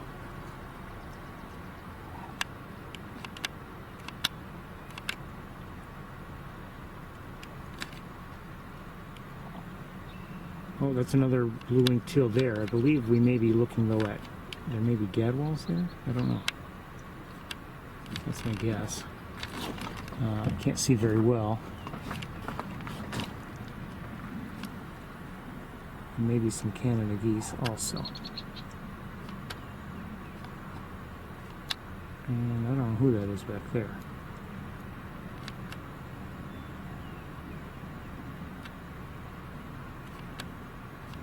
That's a gadwall there, and I mentioned this, that's a blue-winged teal there, which I already showed you, I believe. And is that, I don't know who that is.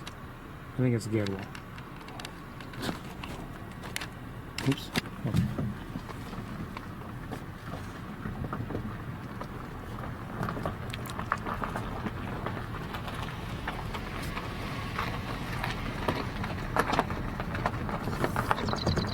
Okay, just heard a marsh wren. I may have seen one in the air. I'm not sure, but I can't see it now. It landed. 1 second.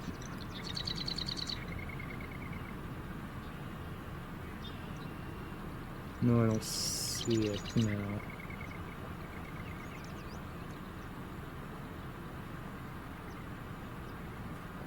I think I just saw a swamp sparrow though.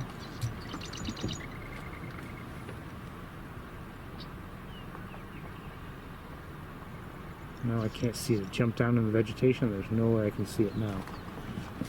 Let's keep moving.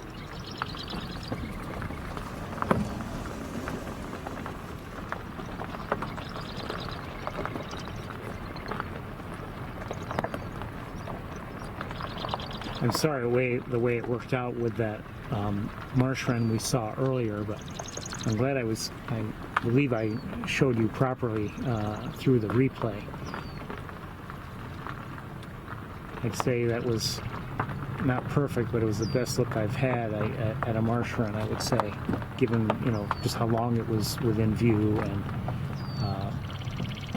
how clear the view was.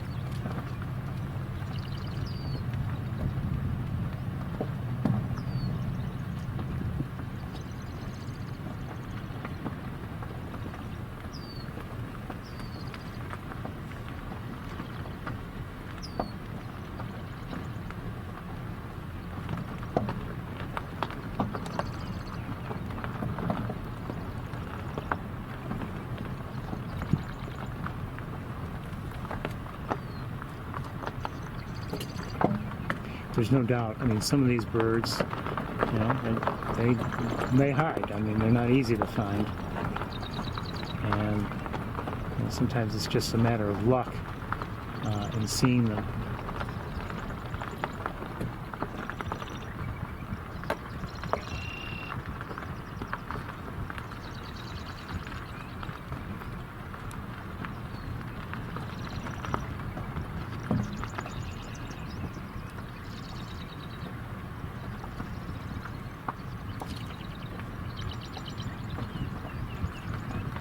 Might be hearing an oriole, I'm not sure. Baltimore oriole. And up ahead, and there's an area of water that we can easily see. Vegetation doesn't grow in it. Anyway, there's some Canada geese there.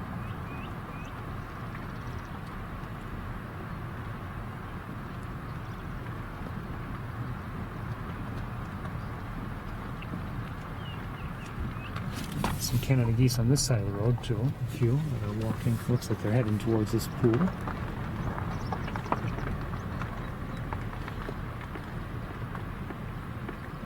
Usage.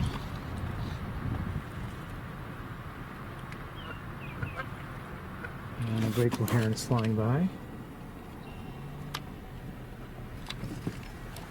Okay, I'm gonna let this vehicle pass me, and then we're gonna go up the ramp.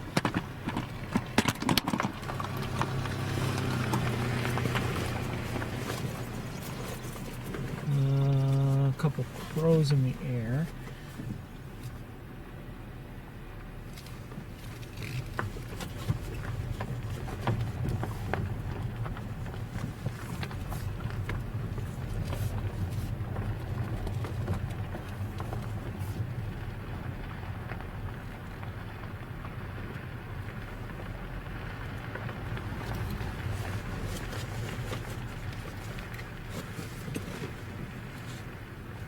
I just saw a starling.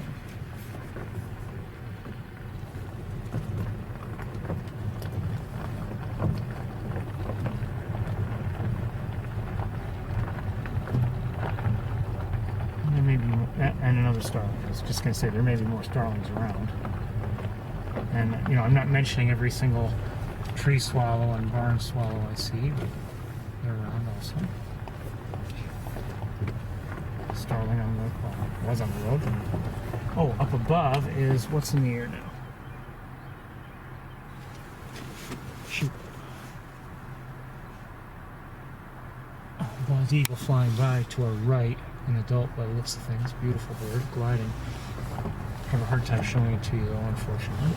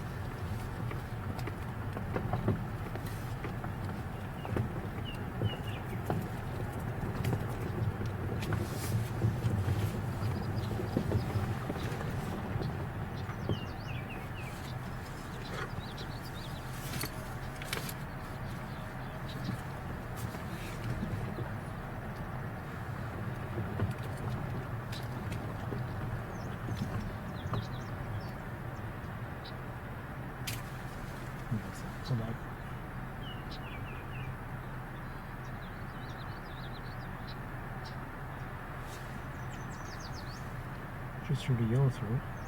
I'm sorry, a yellow warbler.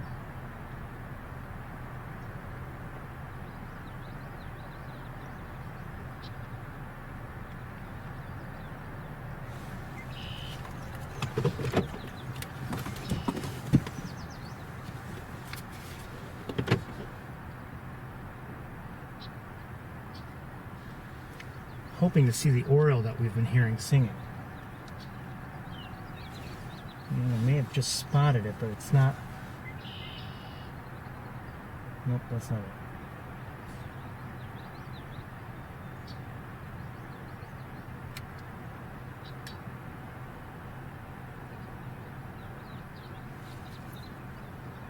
I'm going to keep moving because it doesn't seem to be on this side of the tree I'm looking at, so.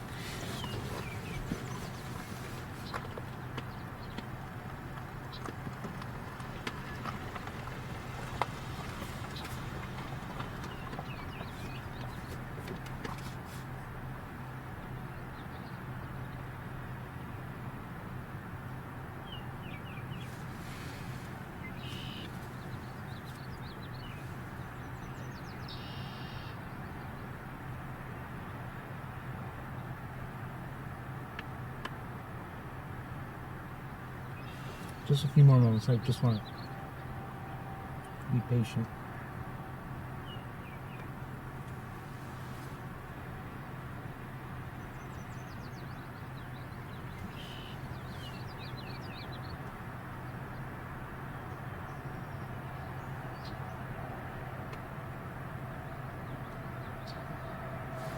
Okay, let's continue. Oops, shoot.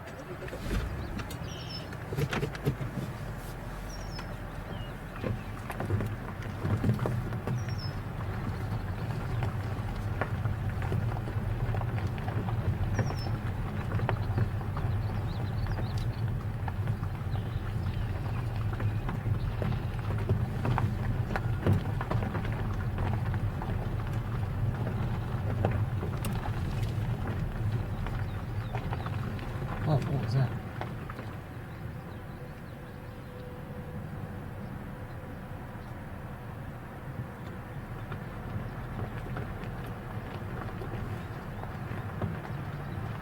Did I hear Carolina Man?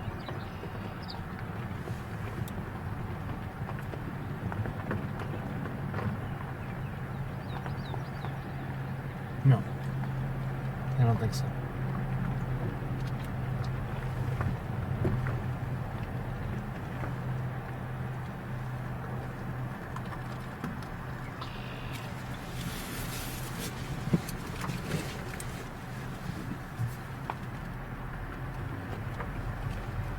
Okay, to our right, you know, the Bennings Pool or whatever it's called. Once again, not much activity. Plenty of water, but not much activity. And we've seen, you know, in the past, it's the level of water is critical. You know, no water and there's no activity. Too much water, there's no activity. I see a couple of Canada geese, and that's all I see with the naked eye anyway. And they're not even in the water, they're on the land.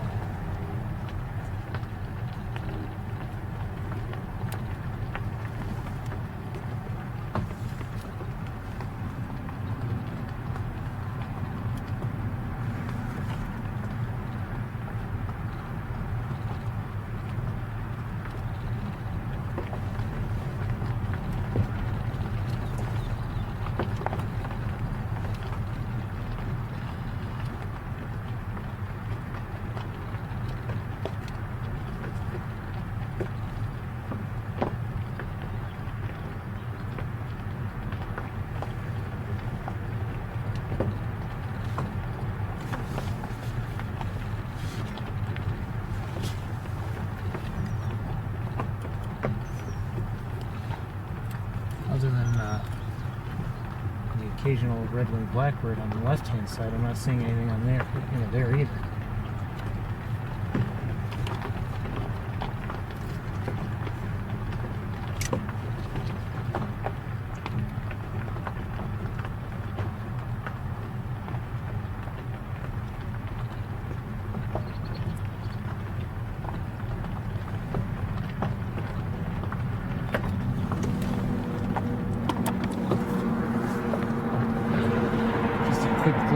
can see how much water is there on the other side. You know, sometimes as things dry out, you know, in the foreground there's not much or no water at all.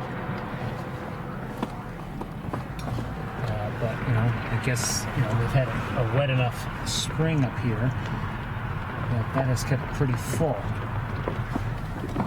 But we've been, you know, we've seen it in the past ourselves, where it's, you know, pretty dry. And on this side, like I said, just a few red-winged blackbirds here and there. Not to say I'm seeing every single bird, but it doesn't seem like I'm missing all that much.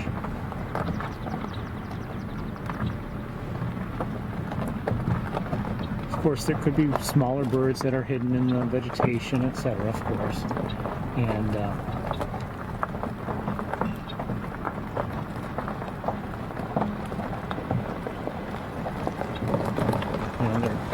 there's even a chance of a somewhat larger bird being hidden in the vegetation.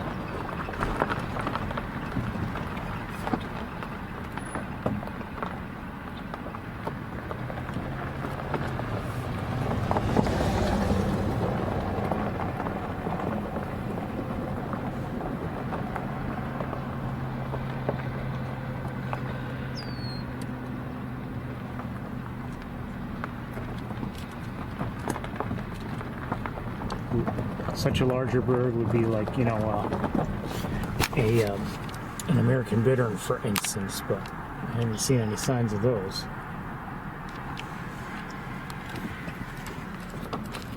And as I mentioned earlier today, you know, it's my belief that an American bittern or a least bittern would like it so that the water is right up against the taller vegetation. And hold on one second.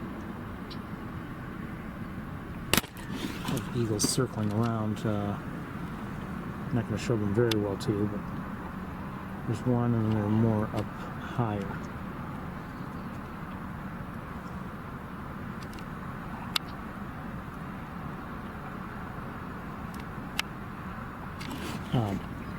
Anyway, you can see, you know, here the water pretty much ends there, so you know, fishing in this area might be more difficult, if not impossible. I don't know if any fish would be there, but the vegetation is back there, so you know, an American bittern or a least bittern wouldn't be able to make use of that vegetation very well to both remain hidden and hunt at the same time. Maybe what I should be doing is looking more closely here to see if that's possible. Now, I don't know how deep the water is here.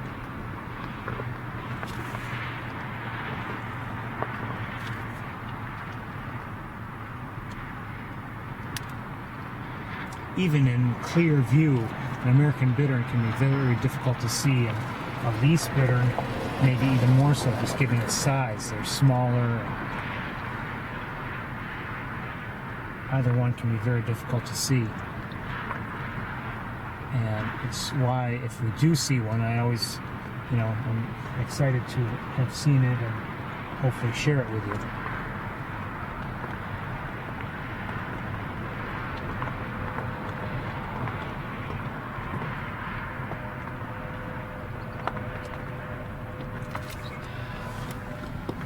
I'm going to set you down for a moment.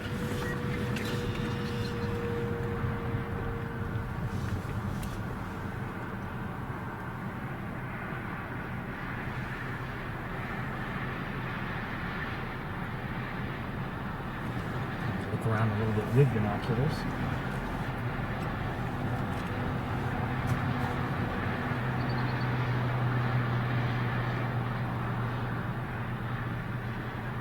Canada goose on the nest nearby.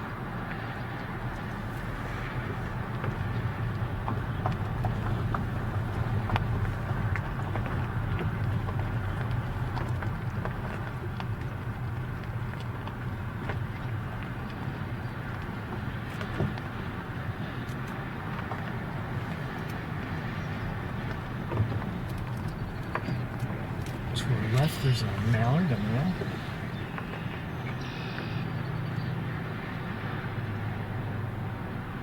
female also. She seems to be snoozing. He's preening.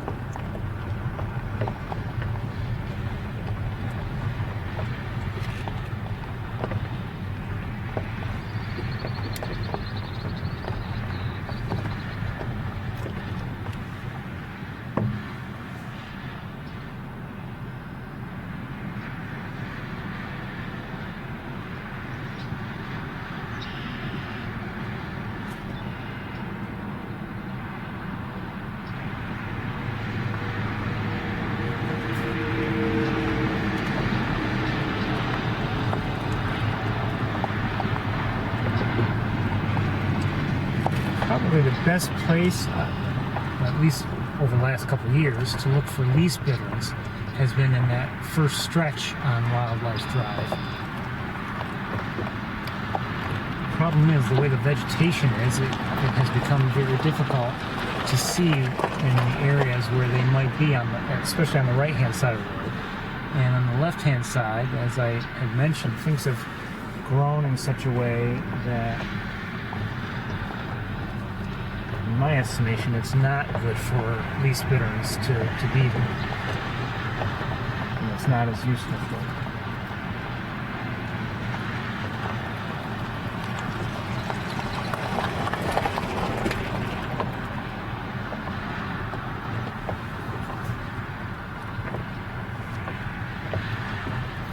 All that being said, in prior years, I've had sightings of American bitterns, maybe in the air or whatever, just very brief, but I've seen them. I haven't seen such a thing yet this year.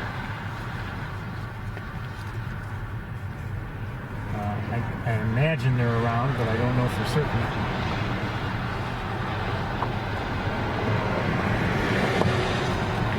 So either they're just not flying, or my timing is off, and I've missed them, or I've been looking at the wrong things.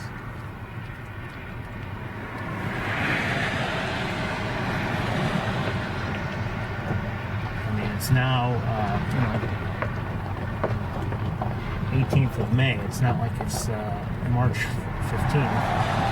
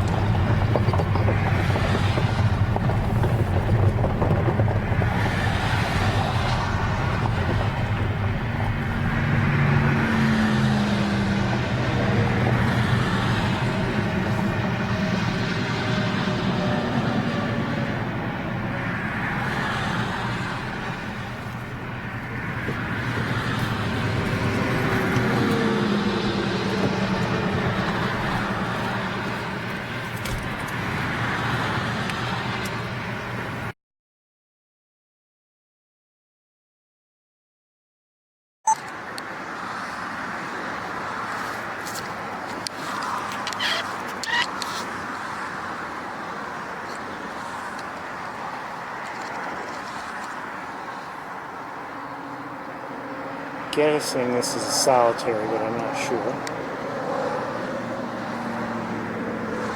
Looks like one.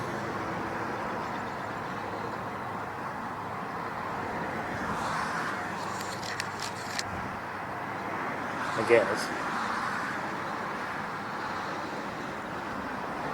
Notice the legs aren't very yellow. So it's not, I don't believe it's a greater yellow legs or a lesser yellow legs. And the light is getting bad again, so let's look at other things. 1 second.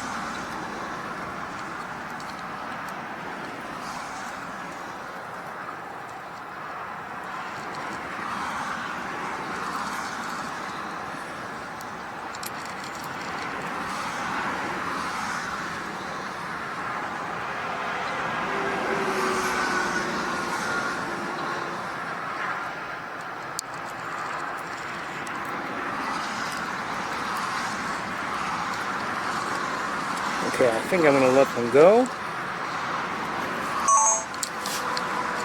And let's move on.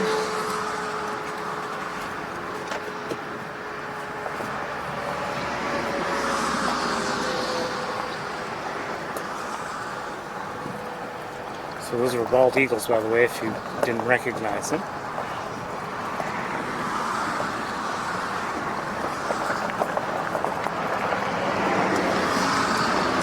And in this stretch here, I'm not seeing anything.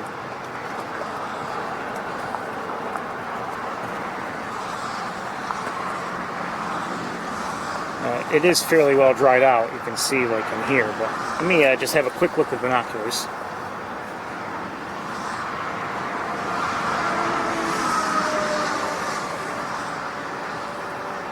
There's a red-winged blackbird.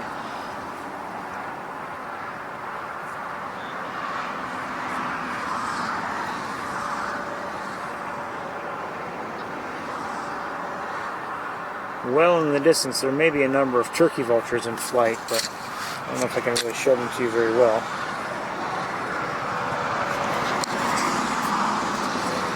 Let's keep moving.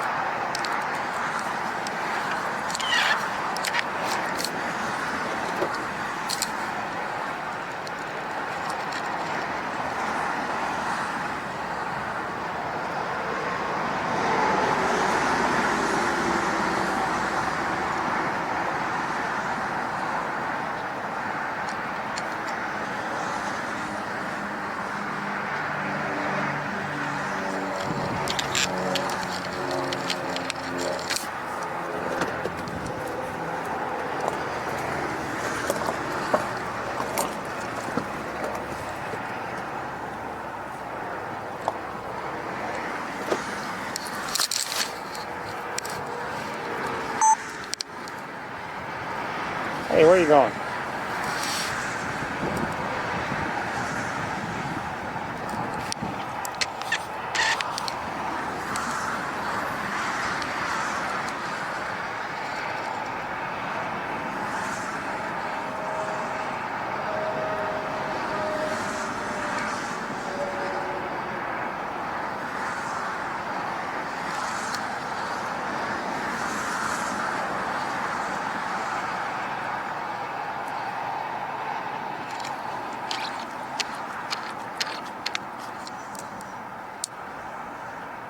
Okay, let's keep going.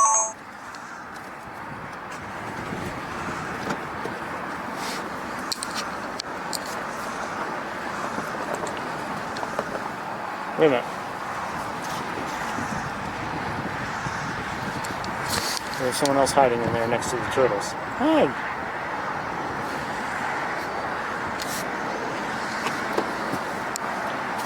Are you on a nest by any chance? I'll bet you are.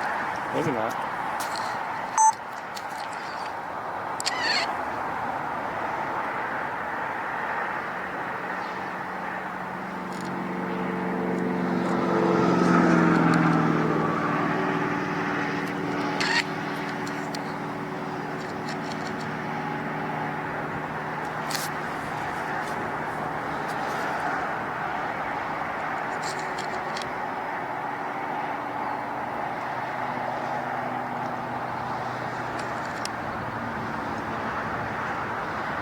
She was hidden in there. I don't know if that's a nest, but I wouldn't be surprised. Maybe wrong. She could just be resting there.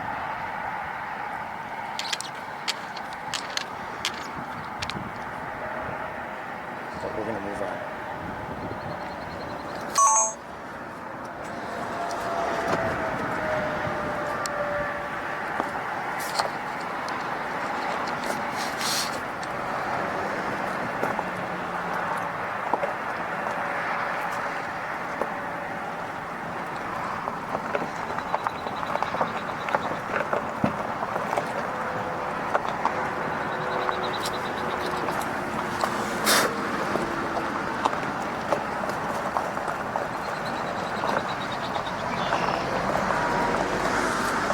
Sorry, I kind of need to keep the other window open sometimes just for some cross ventilation. It gets hot in here with the sunshine.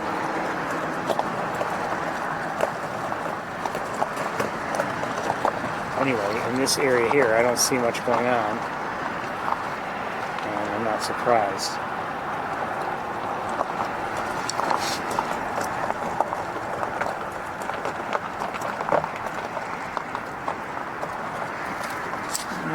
Seriously.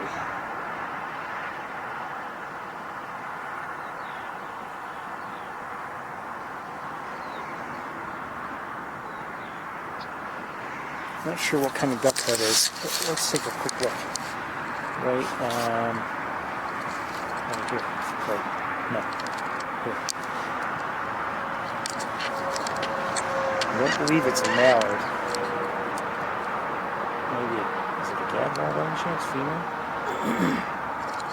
Oops.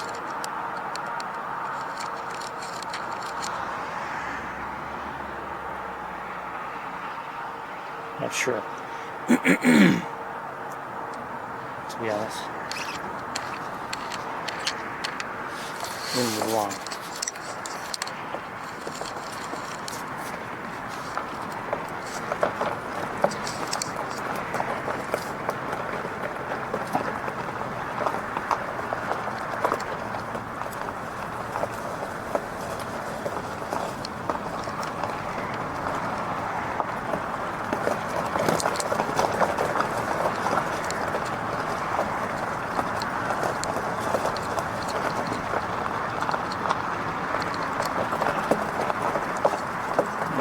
Ducks there, maybe, well, 3 ducks, I think, or maybe mallards. Let's just take a quick look. Where are they?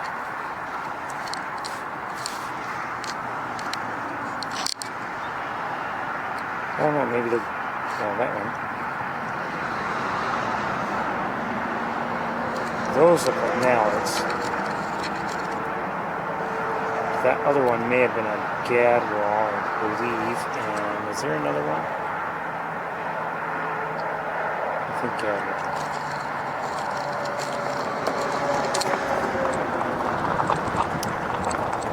and if I'm not mistaken, there's a couple more right here. Here.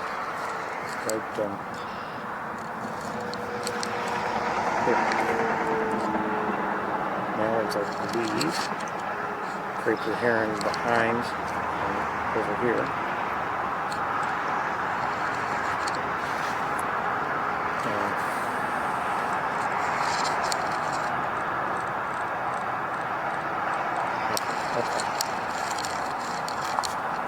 Let's keep going.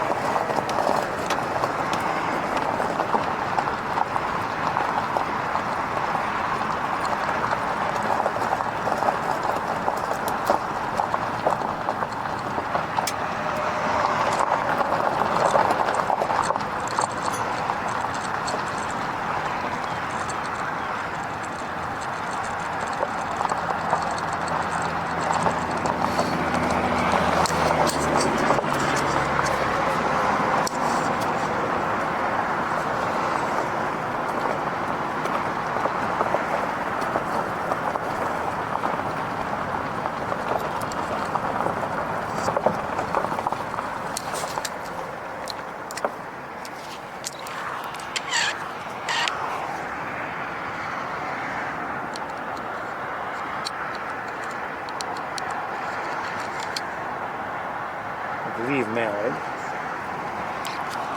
Oh, and mallard.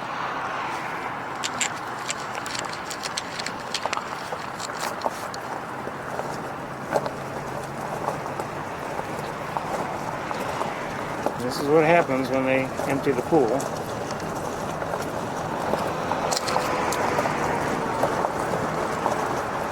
They have their reasons, but you know, it does affect other things.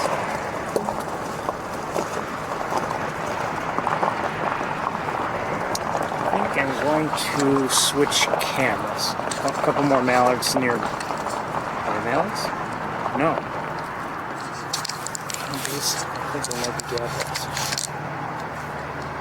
Yes. Okay.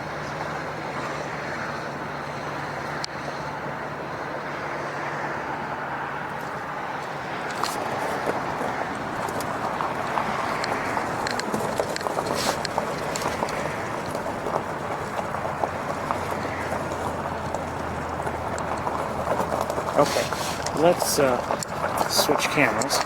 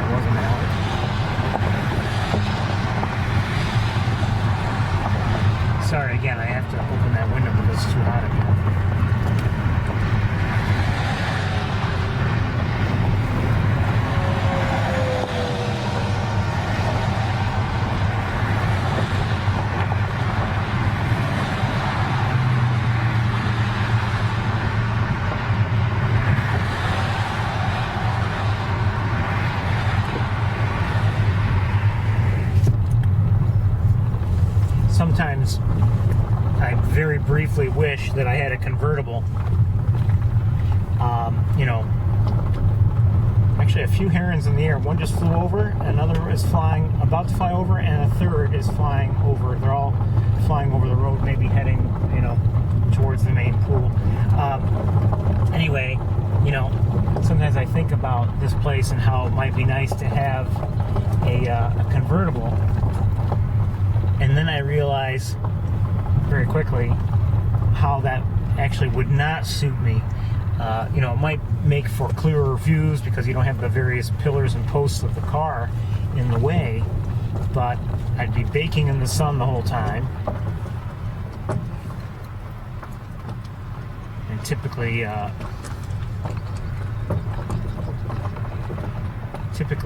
convertibles don't have as much room for various reasons.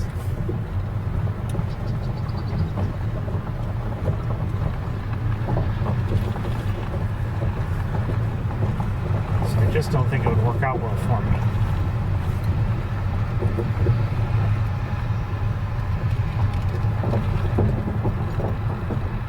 I think I just saw common grappling. Yes.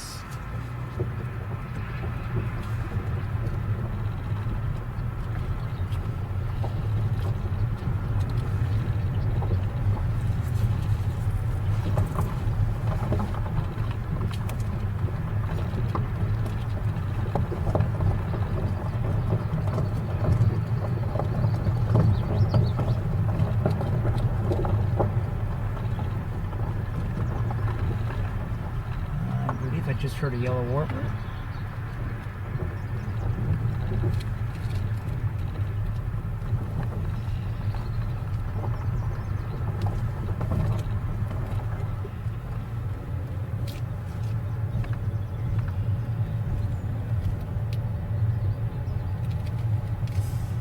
Common yellowthroat, I think. No, I don't know. I'm not sure. Okay, but that's it for Wildlife Drive.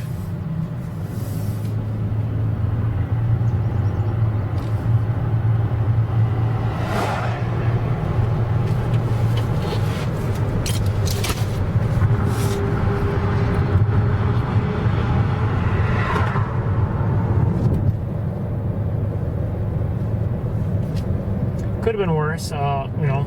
Then again, there have been times when we've seen a whole lot more.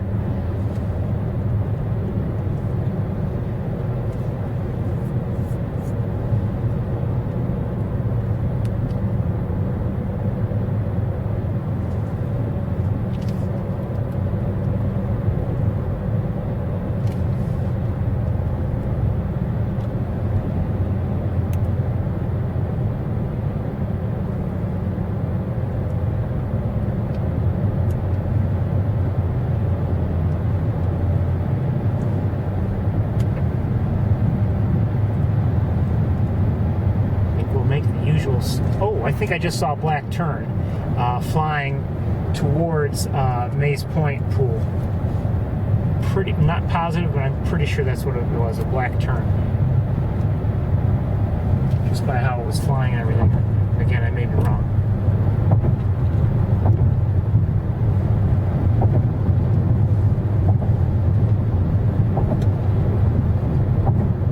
We did see black terns last week, so it wouldn't surprise me if they're around. You know, around today, around Shockey Pool and Maze Point.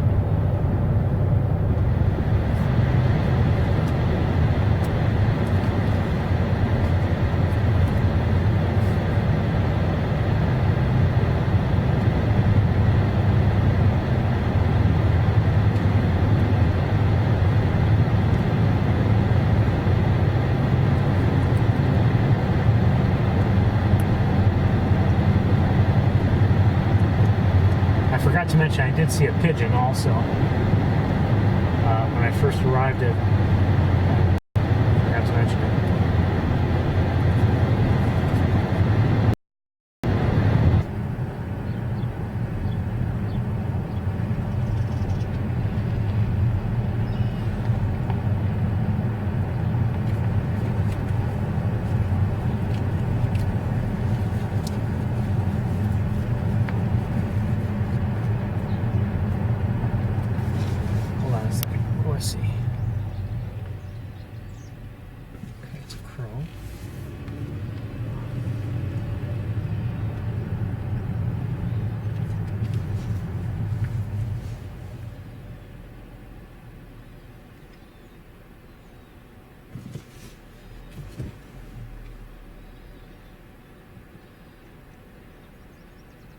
see a kestrel in the distance. It's not close. It just went from the wires down to the ground.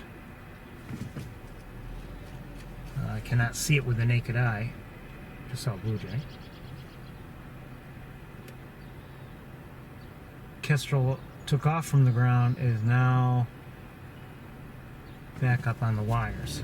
I'll show you where the wires, where we're talking about. We're talking about over here, and the kestrel's up here. American kestrel.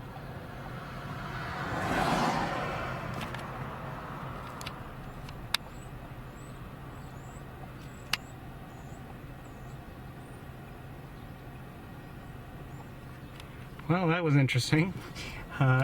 Didn't expect to see kestrel mating, but we just did. That's the first time I've ever seen kestrels mate. Didn't capture very well, and we weren't very, very close, unfortunately. It would have been great to have the other camera on them. And closer by, what do I see closer by? 1 second. I better not drive too much farther ahead. Okay, there's starlings. Okay. Oh, we could drive this way.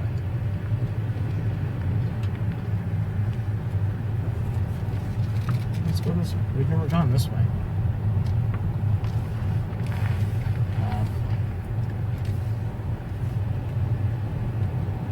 At least one kestrel is still there.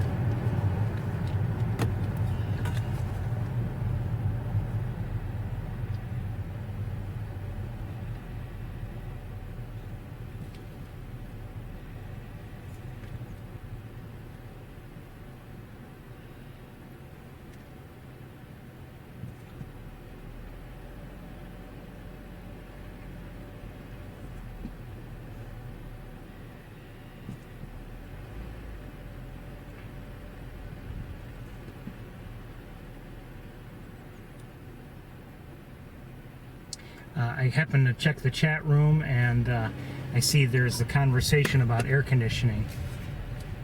Yes, I have air conditioning. Why don't I use the air conditioning? Well, I can't use the air conditioning very efficiently if I keep the windows open. So that's your answer.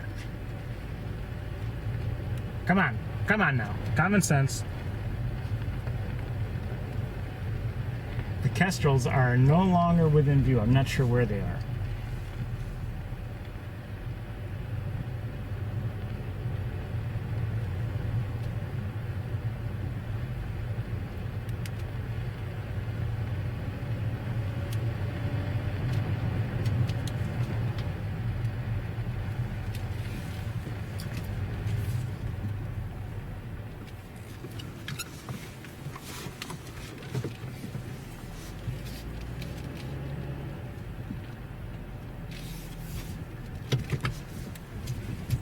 The same holds true for sunglasses. You know, this bright sunshine is tough on my eyes. You know, it can give me a headache after a day of it. So why don't I wear sunglasses? Well, when you're using binoculars and cameras and things like that, the sunglasses get in the way. So I put up with it.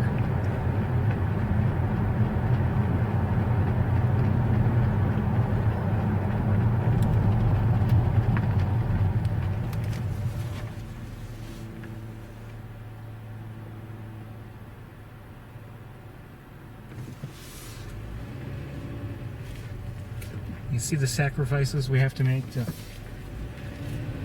see some birds?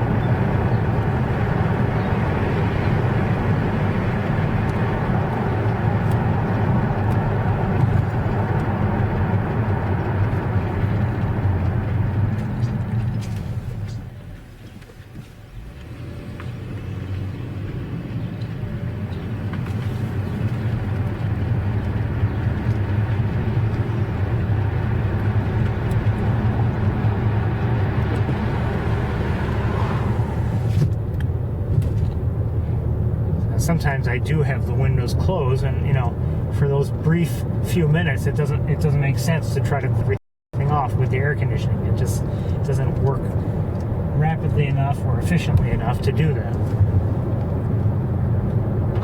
Trying to prevent wind noise on the camera, and sometimes also just wind blowing in my face or moving me a little bit, just when I'm trying to hold the camera as still as I can.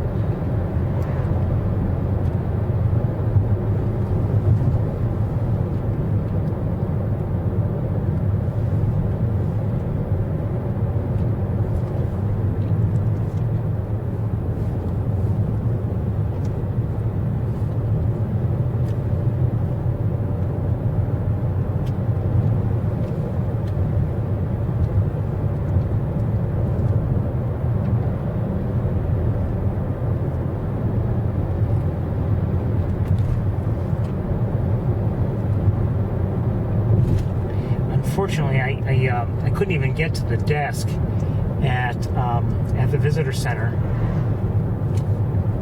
let alone talk to somebody, because there was one person there. She was talking to a group of people, and I couldn't get to the desk to maybe see if there was anything out of the ordinary in the area that would be worth going to see. So, for instance, at let's say Carn Cross Road, I don't know if it would be worth driving out there for any reason.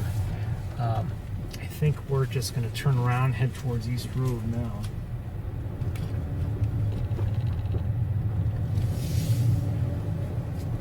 I think I see an eagle up in the air. Looks like it.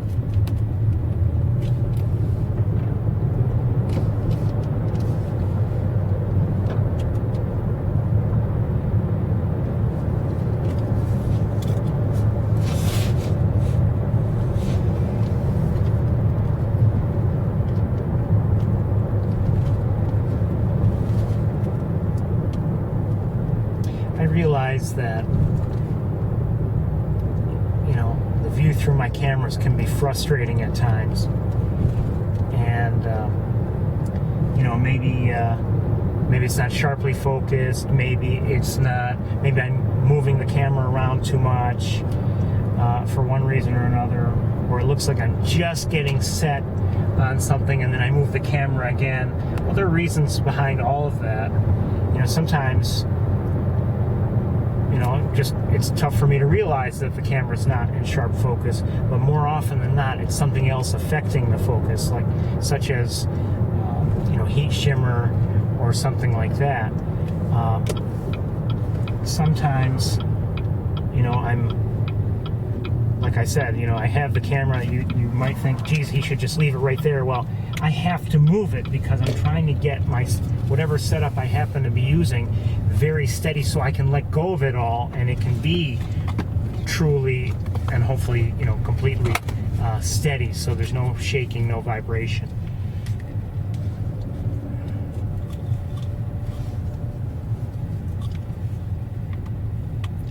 The overall point is it's all easier said than done. Believe me, I'd love to have everything so that it's very quick and easy to give you a good steady view and it's in perfect focus, etc. But I haven't figured all that out yet, especially from within the car.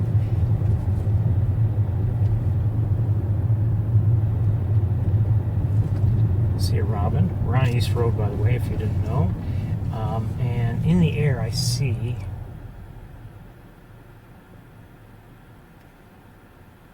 looks like a turkey vulture, and way up there and well away, I don't know what they are. They're two birds flying together. They may be eagles, but I can't tell.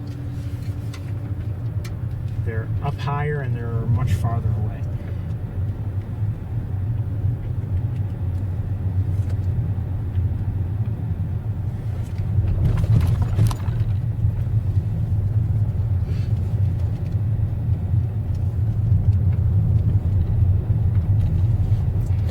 Whatever setup I use has compromises of one sort or another. Oh, who was that on the road a minute ago? I don't know.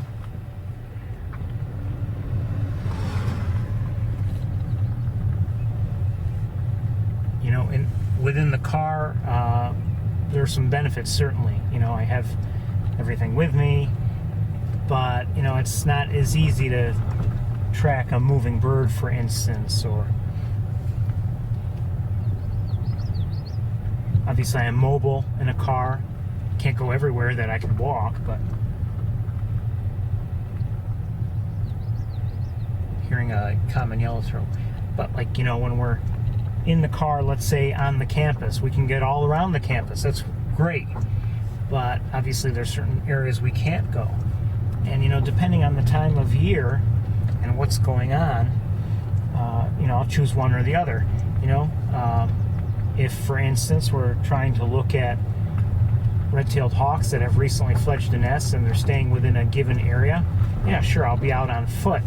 If it's later in the year and those hawks have expanded their ranges, and there could be in any, you know, number of places, well, sometimes it's best to be in the car.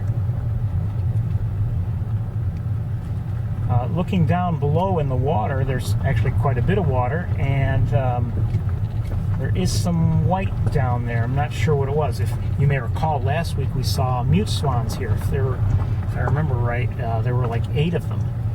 And I don't know what's down there now, but it's possible that they're the same mute swans. I don't know.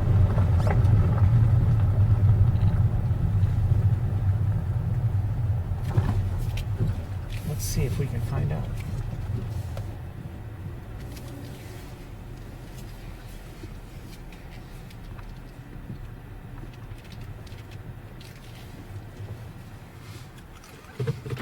Okay, first, just very quickly with this camera, let's take a look.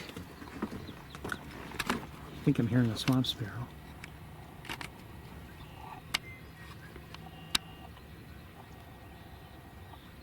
So we have that one there, and then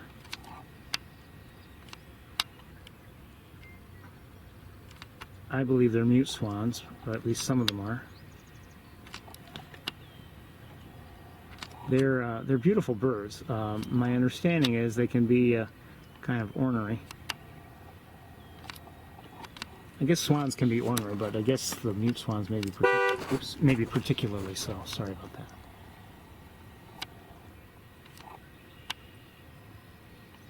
A couple Canada geese down there as well.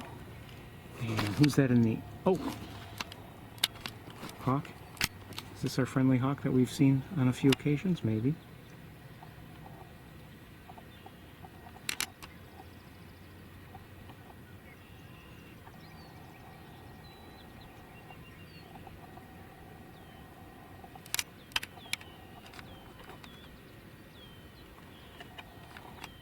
Sorry, my camera setup here got caught on my seatbelt.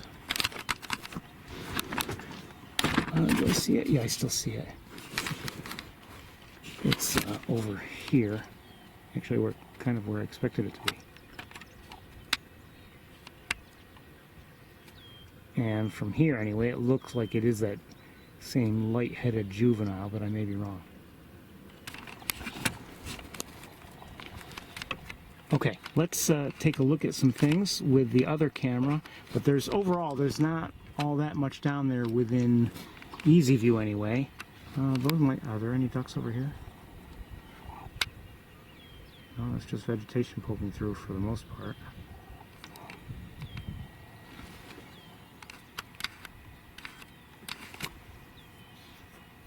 I'm not sure if I'm hearing alert calls from the red-winged blackbirds. If they are alerting, I don't see anything. They may be alerting because of the red-tailed hawk that just flew through. Okay, let's switch cameras and take a look at things.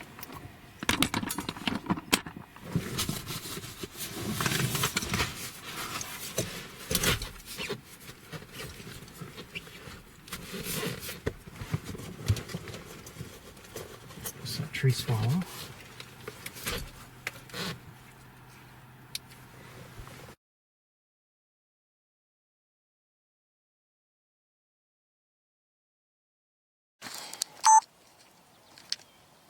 Our views are not going to be that great, I don't believe. I may be wrong, but... So again, these seem to be, yes, you can see that orange bill that you don't see with either trumpeter swans or with tundra swans. So this is a mute swan. I don't believe, I may be wrong, but I don't believe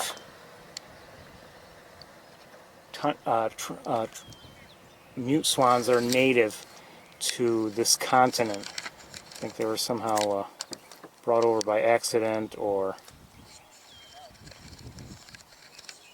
maybe it just was a bad idea, I don't know. There's another one. So, well, they've kind of spread out a little bit all of a sudden.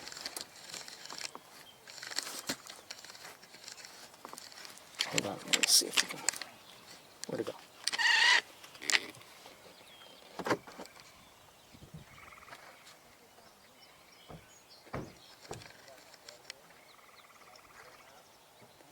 In the air, there's a great blue heron.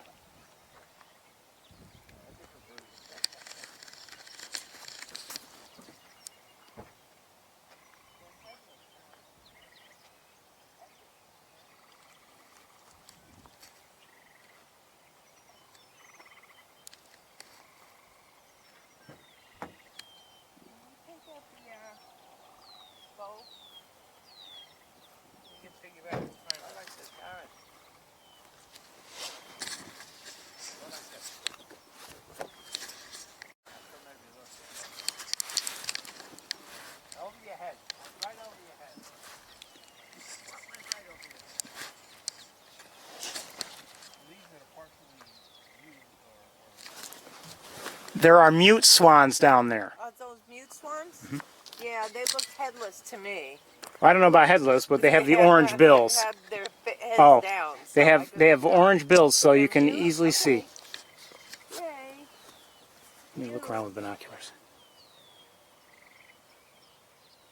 Thank you. You're welcome.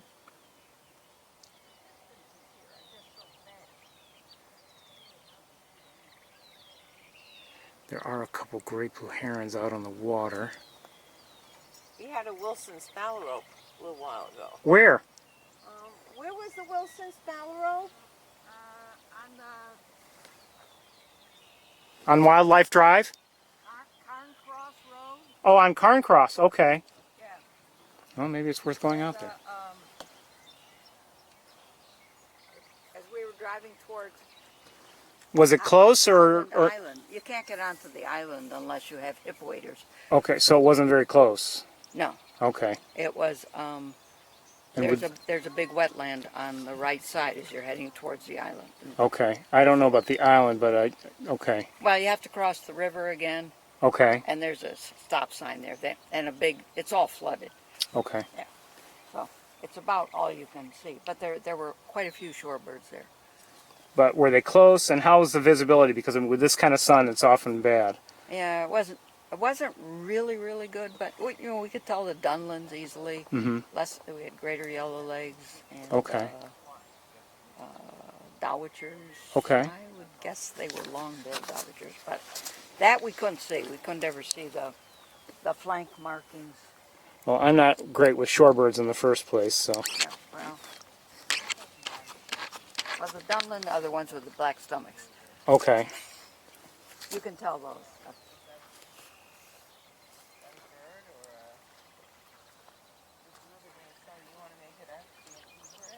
We're going to move along right away. There's not much going on here. I don't see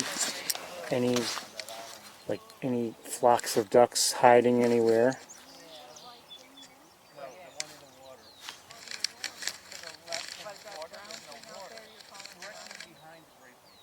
What are they looking at?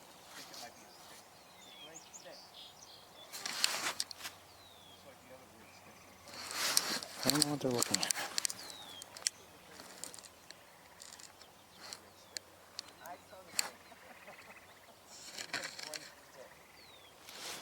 What are you trying to look at? We don't know. Don't ask. Don't ask. Don't go there. I got a muskrat. Muskrat. On the other side of the other. Oh, I forgot to tell you. Up there on Anyway, there are a few, as I said, there are some gray blue herons down there. It's getting hot here in the car. I should have opened that other window.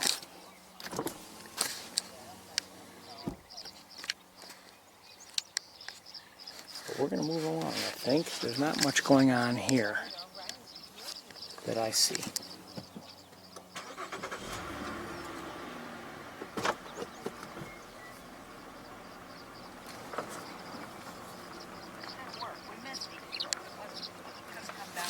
Just look over here in this area a little bit. Okay, so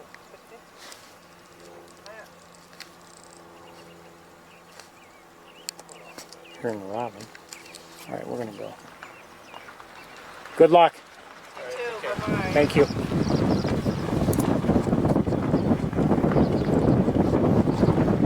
I'm going to leave everything in place right now because I just want to have one more look before we leave this, before we leave East Road.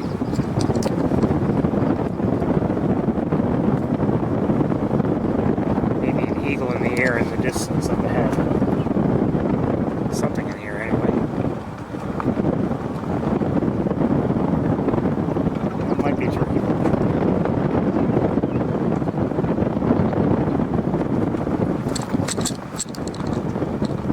You know, while we were on Wildlife Drive, we saw very little osprey activity. I didn't show you a single one, I don't believe. I saw one, but maybe two earlier, but I didn't show you any. I didn't see any northern harriers.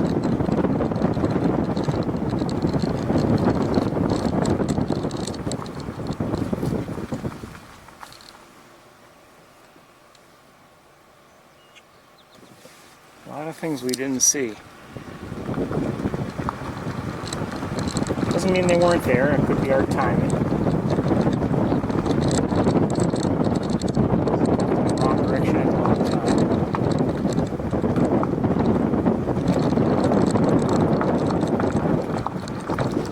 Okay, just want to look here from here a little bit, just in case.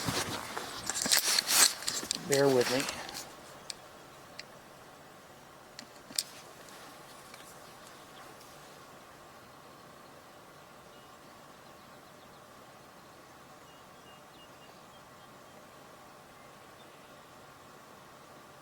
Hearing about the phalarope,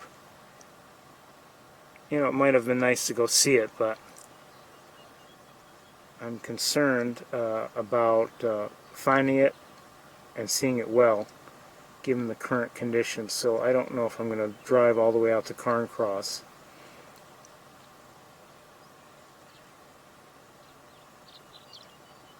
Well, I'm not seeing anything special down there right now, so I think we're going to move along.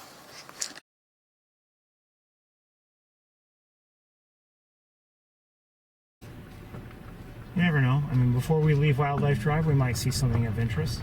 By the way, I think that is a turkey vulture up above, and hold on. Almost definitely one, and yes, they're both turkey vultures. Okay.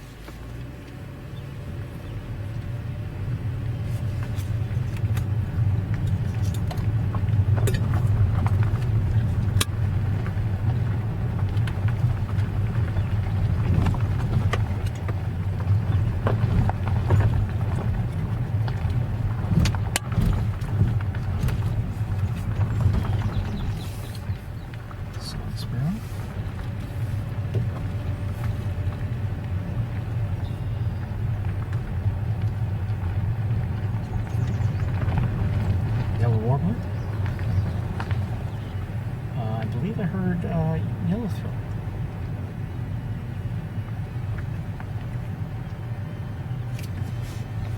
Who's that? Hold on, let's see. A tree swallow.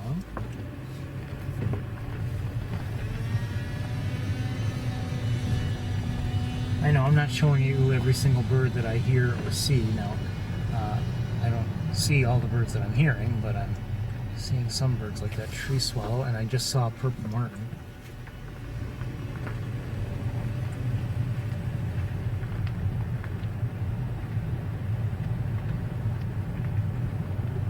no surprise to see purple martins here because they're, you know, they do have a nest box here.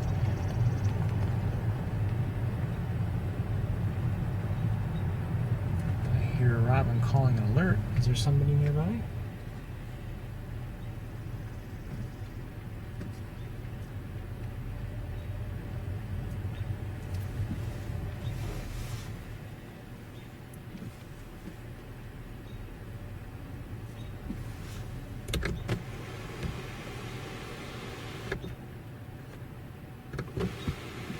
If there is, I don't see it.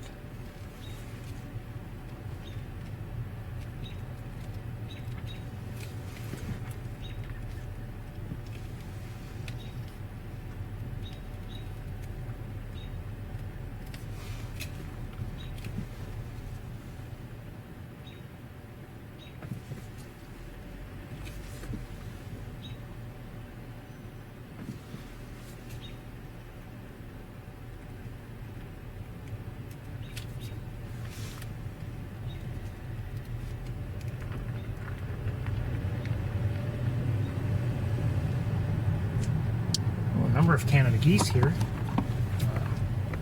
more than we saw down below. Just give you a quick look at them.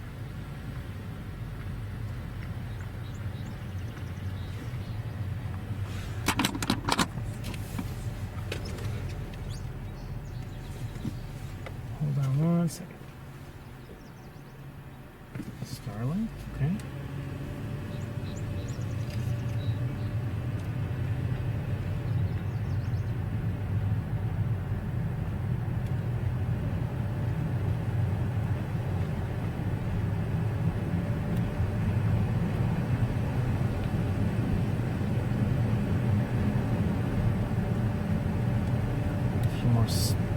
Oh, they were. I think they might have been cowbirds. I'm not sure. Maybe not.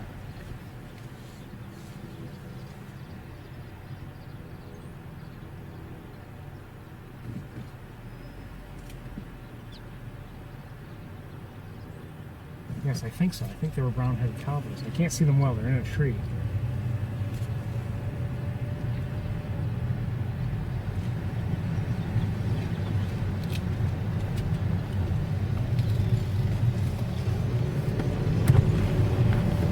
I guess that's it for East Road anyway.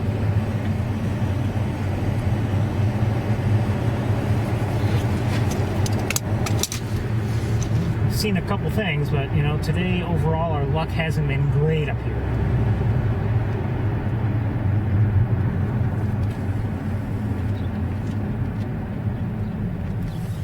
Maybe that'll change, maybe it won't. We'll see.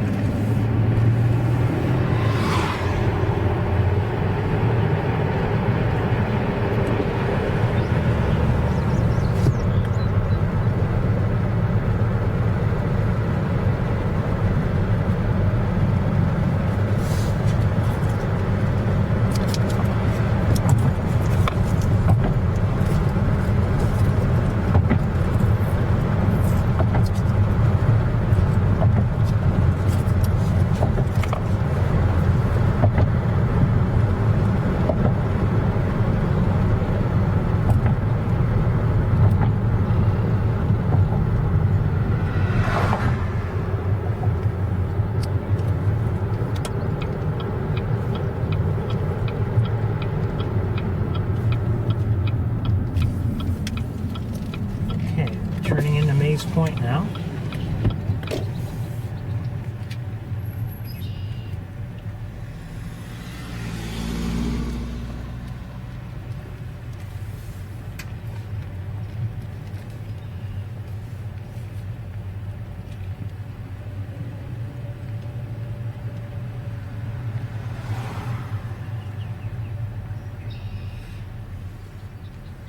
think I may have just seen a robin, I'm not sure.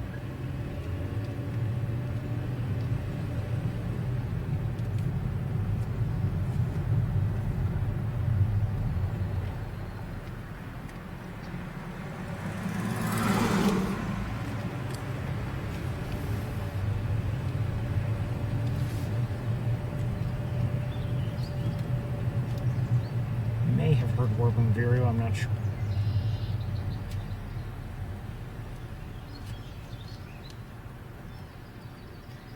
Like I said, I only know some bird songs and calls. Hearing the catbird though.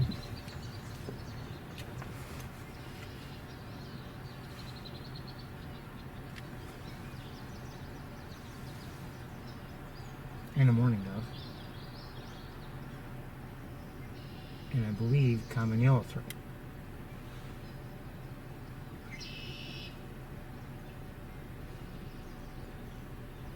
I see a red-winged blackbird. I see a tree swallow. Maybe 2 or 3 actually.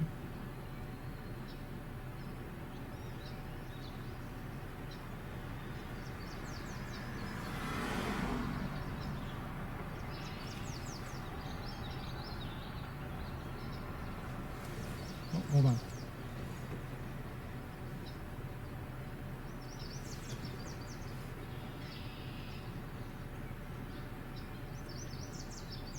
Yellow-rumped warbler, I see.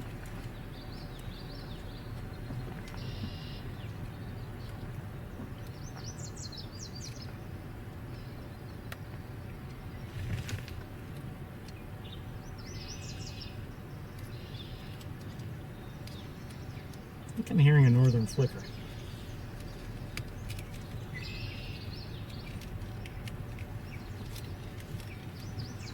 Though I'm not positive. And I just saw in the air an osprey. Come on. Overhead. Sorry about that. The wires got caught up on things again.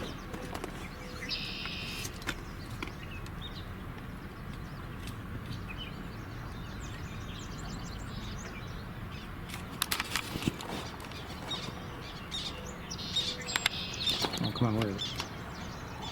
Eastern kingbird right here.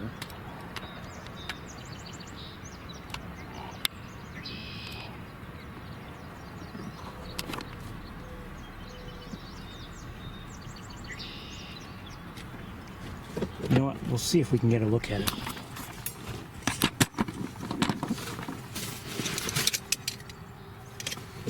Now, it just took off. What a surprise. Okay. Well, we might get a chance. Hold on.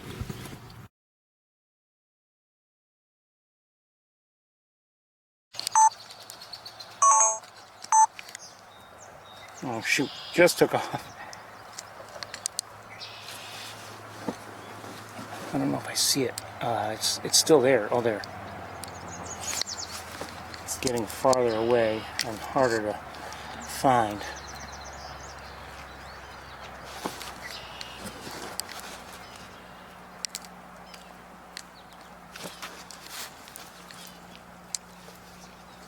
I'm not even sure I see it.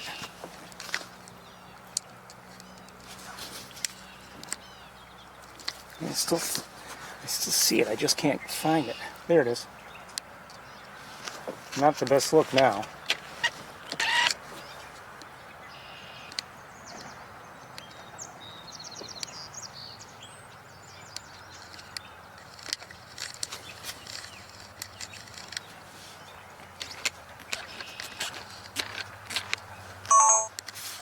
Looks like the people who were there on East Road are now here.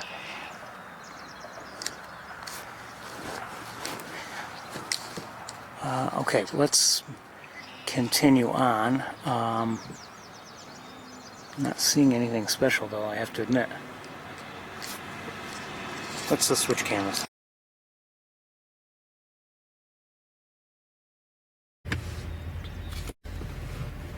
Those people that I mentioned just now, they're out of their cars.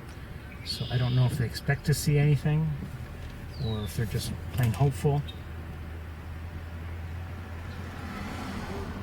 I'm hopeful. I'm not expecting to see anything, just given our luck here of late.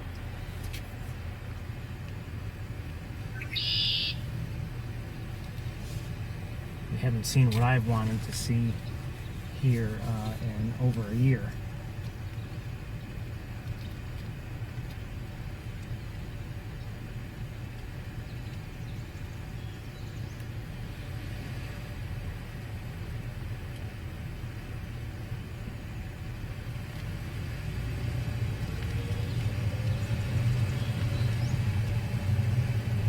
I think I will do though is I will get out of the car, walk out onto the deck, and see if it's worth looking around with you, and if not, we'll move on to Shockey Pool.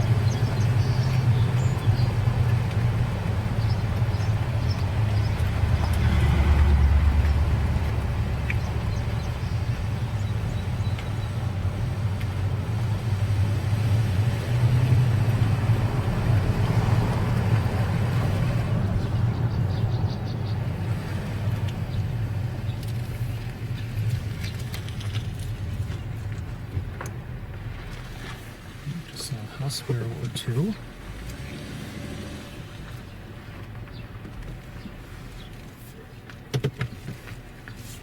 And a robin. And I believe I heard a cardinal.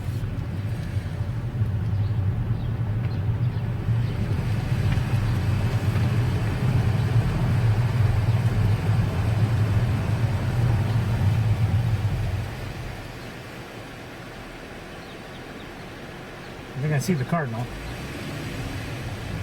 It's not very close, so I'm going to continue.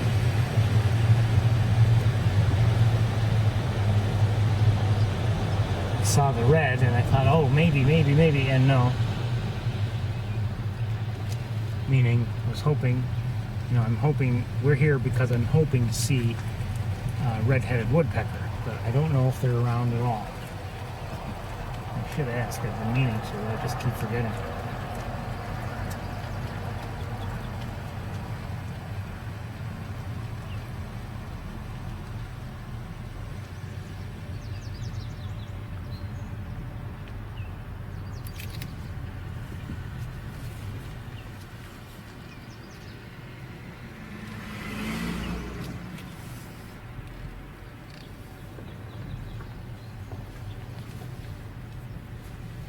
I wonder if they're looking at anything in particular.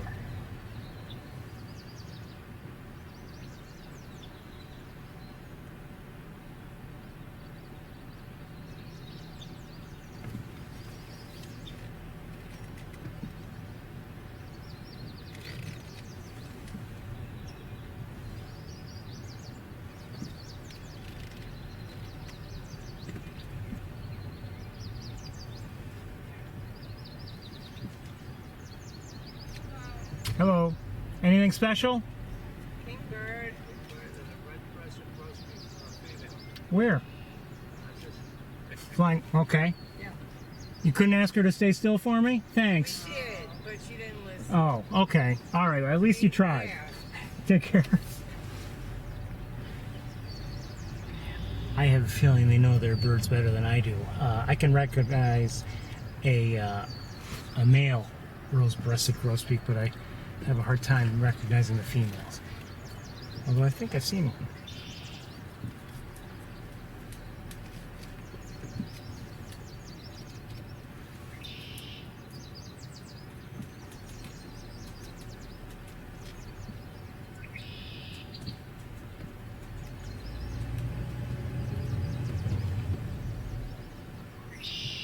See a robin on the road right ahead of us.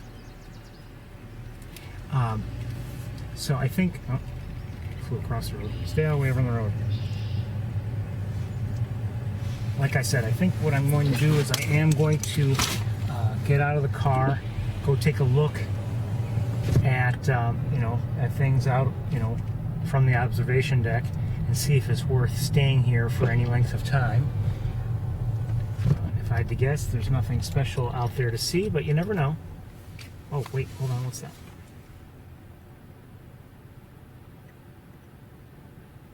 What is that?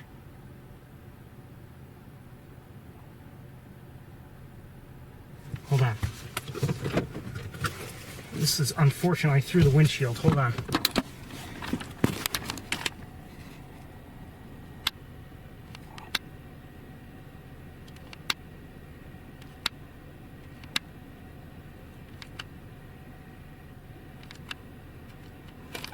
It's not a good view, sorry.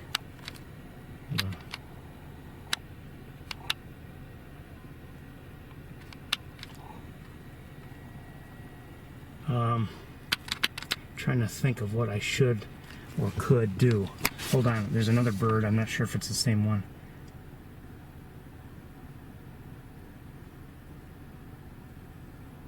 It could be yellow-rumped warblers. Maybe that's what I'm seeing.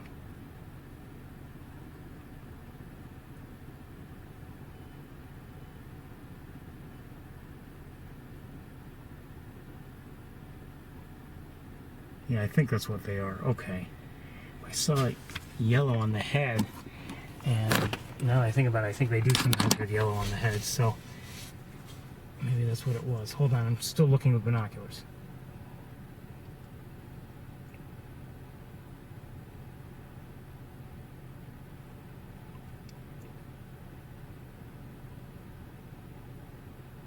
That's okay. That is what they appear to be. Okay. So anyway, I'm going to leave you in the car for a few minutes and go see if there's anything of interest to see. And if there is, I'll come back and we'll gather equipment. And if not, we'll move on to Shockey Pool. Just saw a great blue heron. Okay.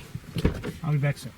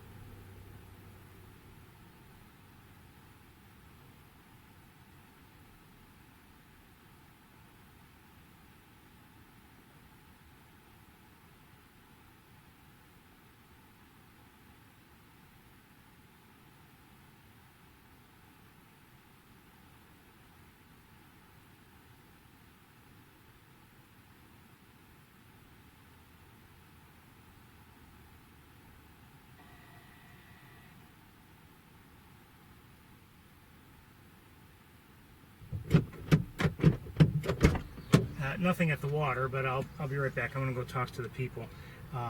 Just a couple mallards, a blue-winged teal, and a few red-winged blackbirds. I'll be back.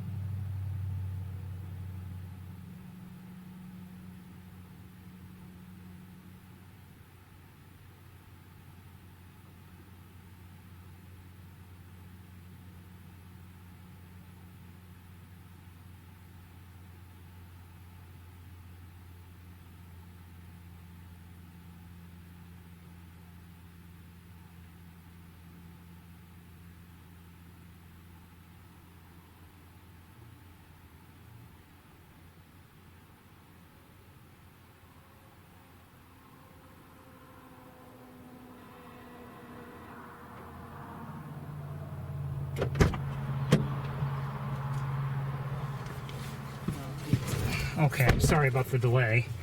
I'll tell you what happened. They saw and pointed out to me. Oh, what was it? I've already forgotten what I saw. It was a kind of warbler I've never seen before, and then I started to walk away, and I saw on the other side of the road from where they were looking a different sort of warbler. I think had a dark cap and everything, almost in some ways, in terms of overall coloring, kind of resembled a black-capped chickadee, although it was not a black-capped chickadee. Anyway, so I called them over. They walked over not all that fast, and by the time they had, there was no sign of it.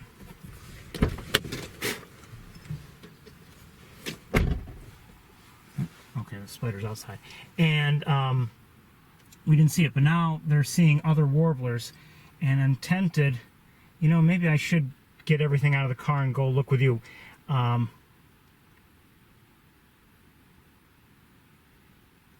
Let's do that. Let's give it a shot, okay? I need a few minutes, please.